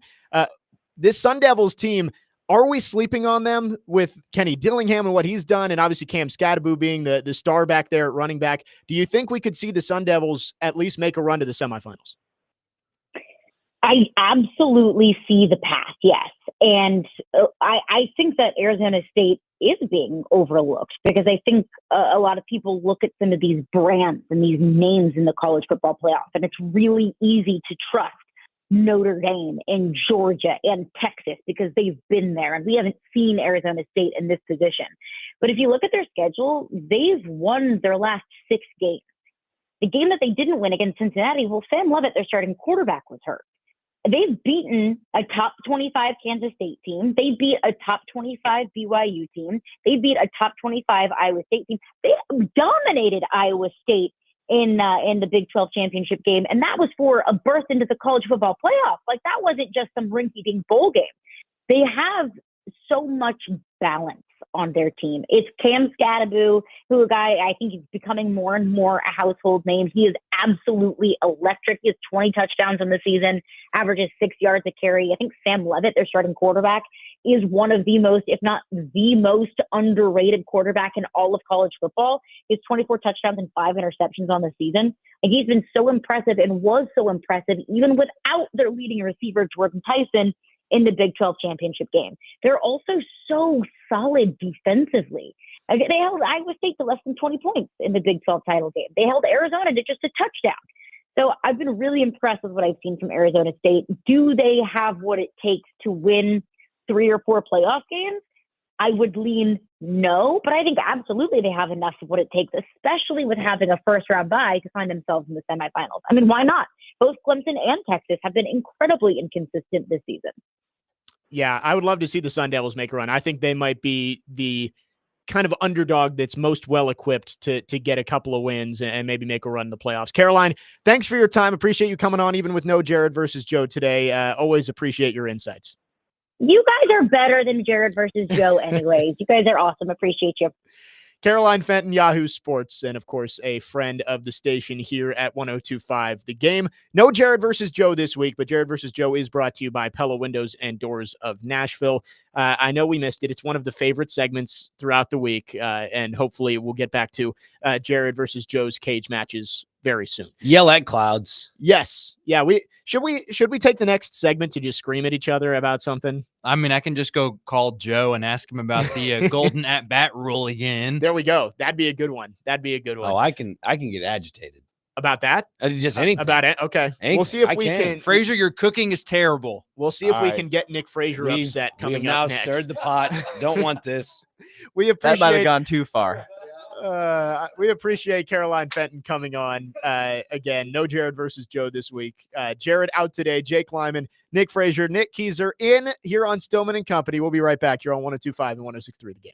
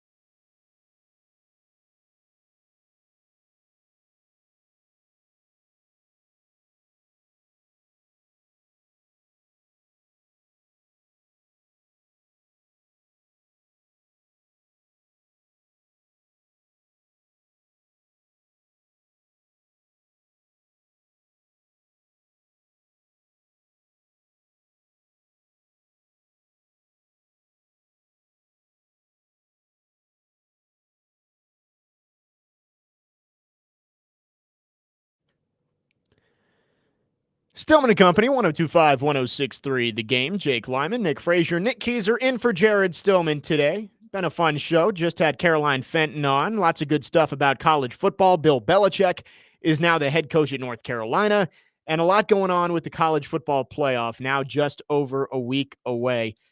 Getting back to something quickly that Caroline said, Arizona State, feel like they're being overlooked a little bit. You look at some of these underdogs in the college football playoff. I don't really see Indiana making a run. I'm sorry, Frazier. I don't see SMU making a run. It's all right. No problem. Boise State, I just don't think that they match up with a Power 5 team of this caliber. I know they played tough with Oregon, but I just think in a playoff setting, Penn State is going to, if it's them who plays them, I think Penn State's going to get them. Arizona State out of that group, I think, has the best chance to, maybe win that quarterfinal game. And then who knows once you get to the semifinals. Do I think they would beat Oregon? No. But once you get there, anything can happen. That's why they play the games on the field. We've seen crazier stuff happen in college football. I think Arizona State, the way they've played down the stretch, and when you have a player like Cam Scadaboo, you've got a chance, because some of those runs he was making in that Big 12 championship game were ridiculous. I mean, they were video game numbers. Yeah, 3 touchdowns for 209 is what it was. And he's just bouncing off tacklers. It's like some of the older listeners out there might not get this, but you guys remember Super Smash Bros? The little ball that bounces around that gives you powers, but it always bounces off you when you try and grab it. Like, that's what Cam Scadaboo looked like out there, bouncing off Iowa State Cyclones on his way to, it was like 150 yards in the first half or something like that. He was just Mike unpredictable. Allstott. Yeah. Like Mike Allstott summer. He had not quite beast quake, but like runs of that caliber where you have to bring 3 or 4 guys if you're going to tackle him. And I think that Arizona State team has a chance. I know Ashton Genty's just as good, but I think the team around Scadaboo at Arizona State is just at a tier higher than Boise State. It's tough to recruit to the G5 level, at that level that it takes to compete with these high-level programs. Right, exactly. And this is kind of not really about Arizona State, but it's more about Boise State with Ashton Genty. I'm curious. I wanted to ask Caroline. We didn't get around to it, but you think if Genty gets, passes Barry Sanders' single-season rushing record in the regular season, he's a Heisman winner, you think? Or no? Undoubtedly. I mean, it's tough. I think this is the most polarizing debate in sports right now, is Genty versus Hunter, because I can see the argument on both sides, but it feels like you're either in one camp or the other. Sure. Yeah. You're either saying we've never seen this before with Travis Hunter, he's playing elite level cornerback and elite level wide receiver at the same time, he should win it, or you're saying Genty has carried this Boise State team to a college football playoff appearance and might have broken Barry Sanders' record by the end of it all. I don't know. I could see it going either way, and I don't think there's a wrong answer. I mean, what if he played for another school? How much scuttlebutt has been out there about what if he played somewhere else did this? Maybe this is a hot take. I believe if you swap Travis Hunter and Ashton Genty, their teams end up in the exact same places. You think so? Yep. I don't know about that. I think if you add Travis Hunter to Boise State, they are still good enough to go 12-1 and win the Mountain West. That's fair. With the only loss coming to Oregon. I think Colorado would be better, though. I don't know if they would be. I think they would be better. You're taking away their top corner and their top wide receiver. Yes, you're adding an elite running back behind Shadur Sanders. Mm-hmm. So I think they probably go about the same. I don't know if they make the playoffs They'd if you run swap more. Hunter and Genty. I don't know. I mean, Colorado's got some solid they got 2 solid wide receivers, one of them being a former Will Vandy Shepherd. guy. Yeah, I mean, they got some solid guys out there minus Travis Hunter. You got an amazing Heisman-style running back. Like, yeah, Ashton Genty's going to get you the hump. I think they're a 10-win team for sure. I don't know. I think we'll find out next Saturday is the Heisman ceremony. No, it's this weekend, I think. Is it this weekend? Yeah. No, you're right. It's Army Navy Day. Yeah. So it is this weekend. So we'll find out Saturday up in New York who it is. I know that Dylan Gabriel and Cam Ward are going. Nice to say, for the first time in a long time, it will not be a quarterback winning this award. Yes. First time since 2020 when Devontae Smith won it. So will be fun to see. I could see it going either way, but as Caroline said, the betting odds are heavily favoring Travis Hunter. It looks like he will win the Heisman Trophy this weekend. 615-737-1025 is our phone number if you want to chime in. Our phone lines are driven by WilsonCountyHyundai.com. A lot of college football talk. We're going to wrap up the show talking Titans and Will Levis, who I think after gaining a lot of ground back that he gave away at the beginning of the season, he has now regressed back after a tough game against the Jaguars. We'll talk about Will Levis next, and we'll play a fun game of this or that to wrap up the show. Jake Lyman, Nick Frazier, Nick Keyser, in for Jared Stillman today. Stillman and Company, 102.5, 106.3 The Game.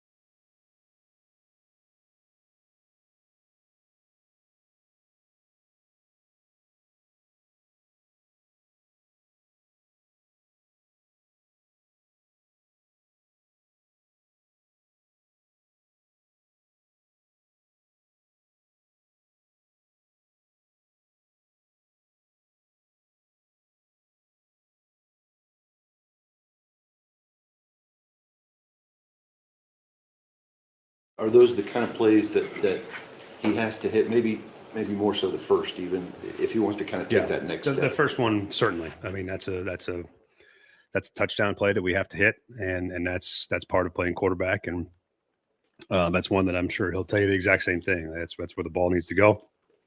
And that's a big moment in the game on a 4th down. The second one, it was actually it was a decent throw to the corner to Nick, and Nick kind of got both hands on it. Tough catch. I don't want to. That is not a gimme catch, but that's a catch that in a critical moment, if you want to win the game, those are the plays you have to make. And the other part of that is progression wise. If he comes right back down over the ball to Calvin versus to Tampa, the ball goes to Calvin, and Calvin probably walks in the end zone. That was Brian Callahan after the game on Sunday talking about Will Levis and those 2 throws that he missed down tight to the end zone. Threw it to Nick Vanette, who was covered up in the back of the end zone with Chigakonkwo wide open underneath. And then late in the game on 4th down, missed Nick Westbrook-Akine in the back corner of the end zone for what would have been the go-ahead touchdown. Stillman and Company, 102.5, 106.3 The Game. Jake Lyman, Nick Frazier, Nick Keyser in for Jared today. Will Levis, I really thought that he was primed for a huge game on Sunday. You kept seeing the flashes through the last 4 games, a little bit in the Chargers game, a little bit in the Vikings game. Got the big win in the Texans game, although he had the pick 6 in that one. The Commanders game, you were down 28-0, but he still made some flashy throws. You're facing maybe the worst team in football. And at home, I thought Will Levis was primed for a huge day. Instead, the Titans lay an egg, put up 6 points. And I feel like all of the progress and growth that Will Levis made with Titans fans who are starting to come back around on him, it feels like it's all gone because of one tough game on Sunday. Well, I don't want to say I told you guys so, but I told you guys so. What have I been saying all season long, Jake Lyman? You're going to see what? With Will Levis. Signs of regression. Okay. And signs of progression. Gotcha. And the Titans will be stuck in the mucky middle. Yes, you have said that before. I've been saying it on repeat. I mean, Jared has his right tackle thing. I have my regression and progression. That's all you're going to get out of Will Levis. You're not going to get anything else out of him. Just a roller coaster. You're not getting a Super Bowl. You're not getting any of that. You move on. And we said before the season that the worst spot you could end up with Will Levis is I guess he's better than what else is out there. And that's the question that you have to that you have to ask is, do you want to be there or do you want to just move on? And I said at the beginning of the season, I think if you are in that spot with Will Levis where you're like, I guess he's better than whatever else we got, or what if we don't get something better in the draft or in free agency? I think you move on. And he's got 4 more games to try and turn that around. But right now, there is no definite answer on Will Levis. And I guess the question is, what else is out there? Right. So we're going to play a little game here. I've got 4 scenarios for you of Will Levis or another quarterback. But in this scenario, if you don't use the pick on the quarterback, you get another player. Because let's say if you draft a quarterback 6th overall, you could have used that to pick another player to play with Will Levis. So we're going to start with that exact situation. Let's say the Titans are picking between 6 and 10. Cam Ward is on the board. Luther Burden is on the board. Would you rather have Will Levis and Luther Burden or Cam Ward? You are disgusting. I know. Why? This one sucks. I'm going to have to stick with Will Levis. Right, exactly. That is disgusting. Unbelievable. Oh, I think that's the right answer. And that's why I think if the Titans are in this situation of if you're not, and we'll get to another one later, but if your option is Cam Ward or Jalen Milroe or Quinn Ewers or Carson Beck, I would just stick with Levis and give him another year, which is, it stinks because that is what I said. I don't want to get stuck in this. Well, he's better than the alternative, but he actually might be better than the alternative that scenario. Could be. But what if you, and this is armchair GM talk, but what if you just wait for the offseason to see if there's a quarterback on the free agent market that you could help complement him? You know how we see in different sports how, supporting cast fills a role. Maybe Levis isn't the guy for the entire, 17-game slate necessarily. You could kind of have a Mason Rudolph-esque guy, maybe a little bit better, step in. Now, Levis was hurt, this year and sat, and that paid some dividends. But that first option, I know it'd be a wideout or... And you could substitute Luther Burden for Abdul Carter or James Pierce, sure. if you go offensive line again. You could go Kelvin Banks. I'm so mad at you. I'm so mad. But that is the kind of situation that you're going to be in unless you're picking first overall. Exactly. You mentioned free agency. Yeah. Let's do a free agent one. So there won't be an extra player tied to this one. Okay. Would you rather keep Will Levis for one more year Uh-huh. or sign Daniel Jones to a 1-year contract worth $8 million? Will Levis. 100%. Oh, for the benefit of tanking and the benefit of getting higher draft capital, I'm going Daniel Jones. You're going Daniel Jones. I'm going Daniel Jones. And maybe this is a situation where you keep both, where you have Will Levis and you don't give him the starting job next year, but you sign a guy like Daniel Jones or Andy Dalton or somebody and say, hey, you're going to compete. And like similarly to what the Buccaneers did 2 years ago, they had Kyle Trask and Baker Mayfield battle it out. Obviously, we saw where that ended up. They signed Baker Mayfield to a long-term deal. I think that could be a scenario where the Titans end up saying, hey, we still have Will Levis under contract on his rookie deal, but we're not sure that he's going to be the starting quarterback next year. Let's bring in some competition. It could be Daniel Jones. Sure. And see who wins out. Yeah, that challenge would be, I mean, I don't know if I would give in to Danny Dimes, really. I mean, he didn't showcase to me this season that he'd be worthy of being part of a franchise that's trying to build on some new foundation, and I think Will Levis presents, okay, I have an opportunity still. And I know that the disparity in age is not as great as maybe people would probably like it to be because, he played in college and was there a little bit longer than most, I would say. But look, I don't think I could sit with Daniel Jones as a quarterback for the Titans. So far, all right, I've got 4 of these. Through the first 2, no one's definitively saying move on from Will Levis. If those are the options. I'll say this, all right? I'll say this. I am afraid that Will Levis later on, if the Titans were to hold on to him, I'm afraid that he might be successful to the point where the Titans will have to give him a contract. Deal. Yeah, that's what I am afraid of. That's why we're having this discussion, because you don't have to give him the new contract yet. After next year, because again, he's a second-round pick, so he doesn't have the 5th-year option. After next year, you have to start having that conversation of, is he worth a new deal? You're allowed to have this conversation now, because what's the harm of having Will Levis on the roster in 2025? Sure. There's none. It's the false hope. That's what I don't like. I don't like having false hope. Yeah. That's what he is to me. He's false hope. Is Will Levis also a flash in the pan? We don't know. Is he just big throws, or can he be a quarterback in this league? That's been the question, and he hasn't answered it one way or the other. I have 2 more, and I like these ones better than the other 2.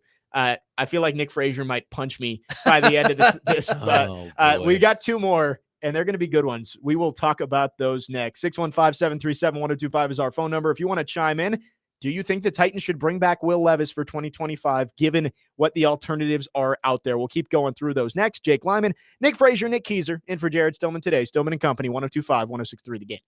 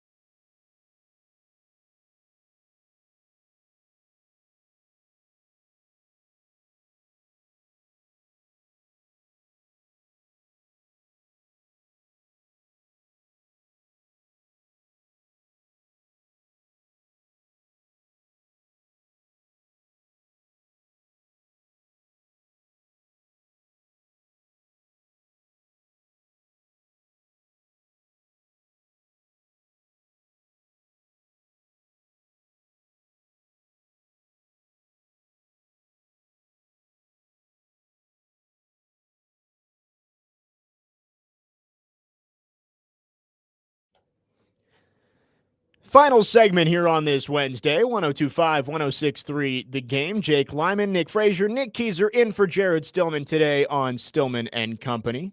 Tomorrow, I believe I'll be back with Teron Davenport. So usually the TD Power Hour on Thursdays, it'll be TD for 4 hours on Thursday. So excited for that. Wrapping up the show, we're going through alternatives for Will Levis in 2025 and who you would take. Nick Frazier came in prepared to say anybody but Will Levis, but the scenarios we've gone through so far, would you take Will Levis and Luther Burden, who you'd use your first-round draft pick on, or Cam Ward? We all kind of agreed Levis and Burden was better. Will Levis or a 1-year, $8 million deal, that was just my guess based on the market value, for Daniel Jones. Frazier said Daniel Jones, but not definitively. I think there was some hesitancy there with that. I can't deny there was. Yes, indeed. Me and Keyser both said Will Levis. Yep. Here's my next one. Will Levis or a free agent deal for Jared's guy, Sammy D, Sam Darnold, 4 years, $140 million. 4 years? Oh, man. That's what he's going to get. Somebody's going to pay Sam Darnold that that might be his exact contract. I think it's the Vikings that pay him that, honestly. With J.J. McCarthy? I think they might trade him. Yeah. Honestly. That they've gotten themselves in. I mean, it's not a bad situation to be in, but you've got to hitch your wagon to one of those two quarterbacks this offseason. You don't want to choose wrong. I think if that really became a reality, I would take Sam Darnold. You'd take Sam Darnold. I honestly would take Sam Darnold. You'd say put $140 million into Sam Darnold over the next 4 years. I think you invest in it, and if it doesn't work out, if you put something in there where it's, hey, after 2 years, this isn't working, I'm not a huge proponent of doing the opt-out, but if you can do it, and if you can do it the right way and riding with him, I would do it 100%. I want to punch you right now. This is disgusting. Just wait for the last Come one. on, Frazier. I'm going to have to side with Will Levis, unfortunately. Why? $140 million is a lot of money. I don't want to spend that on Sam Darnold. And I got that off of Spot Track. That Okay. is his market value. Sure. So I didn't just make that number up. That is out there on Spot Track. You're making me feel terrible about myself right now. This is awful. Why? Get ready for the last one. You ready? Yeah, I'm ready. All right. In this scenario, the Titans get the number 1 overall pick. They collapse down the stretch, and they get a couple of key wins from, the Panthers, Raiders, etc. Mm-hmm. Titans have the number 1 overall pick. Would you rather have Will Levis and Travis Hunter or Shedeur Sanders? I'm going to walk out. This is ridiculous. I mean, you have to answer this. Yeah. I'm taking Shedeur. You're taking Shedeur. I'm taking Shedeur. Okay. I'm doing it. Perfect timing. Yep. Taking Shedeur. Keyser? Travis Hunter. Yeah, and I'm not a Will Levis apologist here. Like, I'm not trying to say that I think Will Levis is the franchise quarterback, but I'm just giving you these scenarios to show you that the alternatives out there this offseason are just not that good. Right. Considering what you could use those resources for, right? So you could use that $38 million a year or whatever you would be paying Sam Darnold to get more pieces without having any long-term commitment to Will Levis. You can use these top 10 picks to get a Travis Hunter, a Luther Burden, a Tet McMillan, Abdul Carter, James Pierce, etc. And again, you don't have a long-term commitment to Will Levis. I would not say that I'm confident Will Levis is going to be the quarterback in 2026, but I think with the options that are out there, him being the quarterback in 2025 makes a lot of sense given those scenarios. Can I clarify something Yeah. about the Shedeur pick here? I would rather have Shedeur Sanders than Will Levis and Travis Hunter. One, because I don't trust the Titans at all with a guy like Travis Hunter at all. I don't trust him. I don't trust the Titans at all. Is it development, or is it just maybe the quality? They just know how to botch really good players. There's also a lot of questions of whether either of those guys would be allowed to come to Nashville by Deion Sanders. That is very true. I mean, if it's a long path for the Titans to even end up with a pick high enough to get those guys. But I think if they were in the spot to get the number 1 pick, I don't know if Deion would want. So what you're saying is my pick that I would say drafting Shedeur turns into multiple picks because we can't draft him. Back, yeah. I'm fine with that. And see, that's where you could convince me if the Titans did end up with a top 5 pick and traded out, picked up a later first this year, another first next year, and a couple seconds or something. If you wanted to take a flyer on a Jalen Milroe or a Quinn Ewers or honestly probably just those two later on in the first or in the second round, I could see it. But then you get to the point where you're not really committing to any quarterback. You're just kind of, let's take a flyer on Malik Willis here. Oh, Will Levis fell through the first round. Let's take a flyer on him here. Oh, Jalen Milroe's hanging around the late 20s. Let's see if he can be the next Lamar Jackson. It's like at some point you've got to commit to a young quarterback and say he's the guy and let him roll. I don't know. I think this is it's going to be a strange offseason for the Titans because unless Will Levis either is a disaster in the final month or is a sensation in the final month, you're not really going to know whether he's going to be your starting quarterback in 2025 until the bullets start flying in March and April and you know what's available to you. Yeah, and I don't want to put a spin on the whole spiel of, either this or Will Levis, but you mentioned something about drafting players. You were saying, take a flyer on this guy, take a flyer on that guy. I will not forget, and I will keep reiterating on these airwaves. Rand Carthon spoke in preseason when they were playing the Saints. He is going to hold his staff accountable, his recruiting staff accountable for this upcoming year's draft. It's a vital draft. That's how they're going to make their money, is what he said. The scouting department is going to make their money by this year's draft. That's what he said. Hey, just saying. So I'm holding him accountable to it. It's tough that we're talking offseason and draft in the second week of December, but here we are. It'd be like that. Titans are, I believe, in line for the 6th overall pick as it stands right now. Yeah. At 3-10.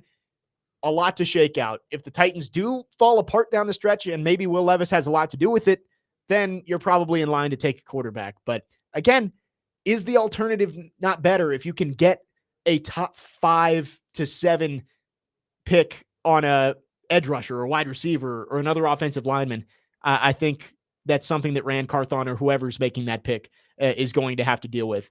Matthew in Nashville wants to know about Justin Fields. That's another one that I could have put in there. Yeah. Instead of Daniel Jones, how about Justin Fields on a 1-year, $10 million deal? 100%. Okay. Yes. I think I'm with you on that I would one. feel better about that. I would take him out to lunch, but hey, Justin, we're going to be best friends. You're going to lead this team to the promised land for what we know. That's what I would say. I think I'm with you. I think I would go Fields over Jones. I would too, and he would know how to slide as opposed to Trevor Lawrence. Yeah, But and you Daniel Jones. you don't commit to any of these guys. I think my least favorite scenario out of that is the Darnold deal. Signing Sam Darnold to a 4-year deal would be an absolute disaster for the Titans if they did that. And that's nothing against Sam Darnold, the player. That's just you're signing a guy who we kind of already know his ceiling to a 4-year deal. Look at Kirk Cousins. Like, Atlanta's already looking at ways to get out of that contract. So, I don't know. Lot to sort out before the offseason. Will Levis will have another chance on Sunday to try and prove that he can be the guy in 2025 against the Bengals. And we will have all your pregame coverage on Sunday with Jared and Chris and Derek over at JBJ's on Broadway. That'll do it for the show today. Nick, thanks for hanging out with me. The Knicks at Keys in are the nice. afternoon. Sort of, Yeah. It's been fun. Tomorrow I'll be on 2 to 6 with Teron Davenport. We'll talk Titans, college football playoff, Juan Soto, all the things with TD coming up from 2 to 6 tomorrow. Coming up next, Preds Insiders here on the station with Adam Vingan. That's it for us. Stillman and Company, 102.5, 106.3 The Game.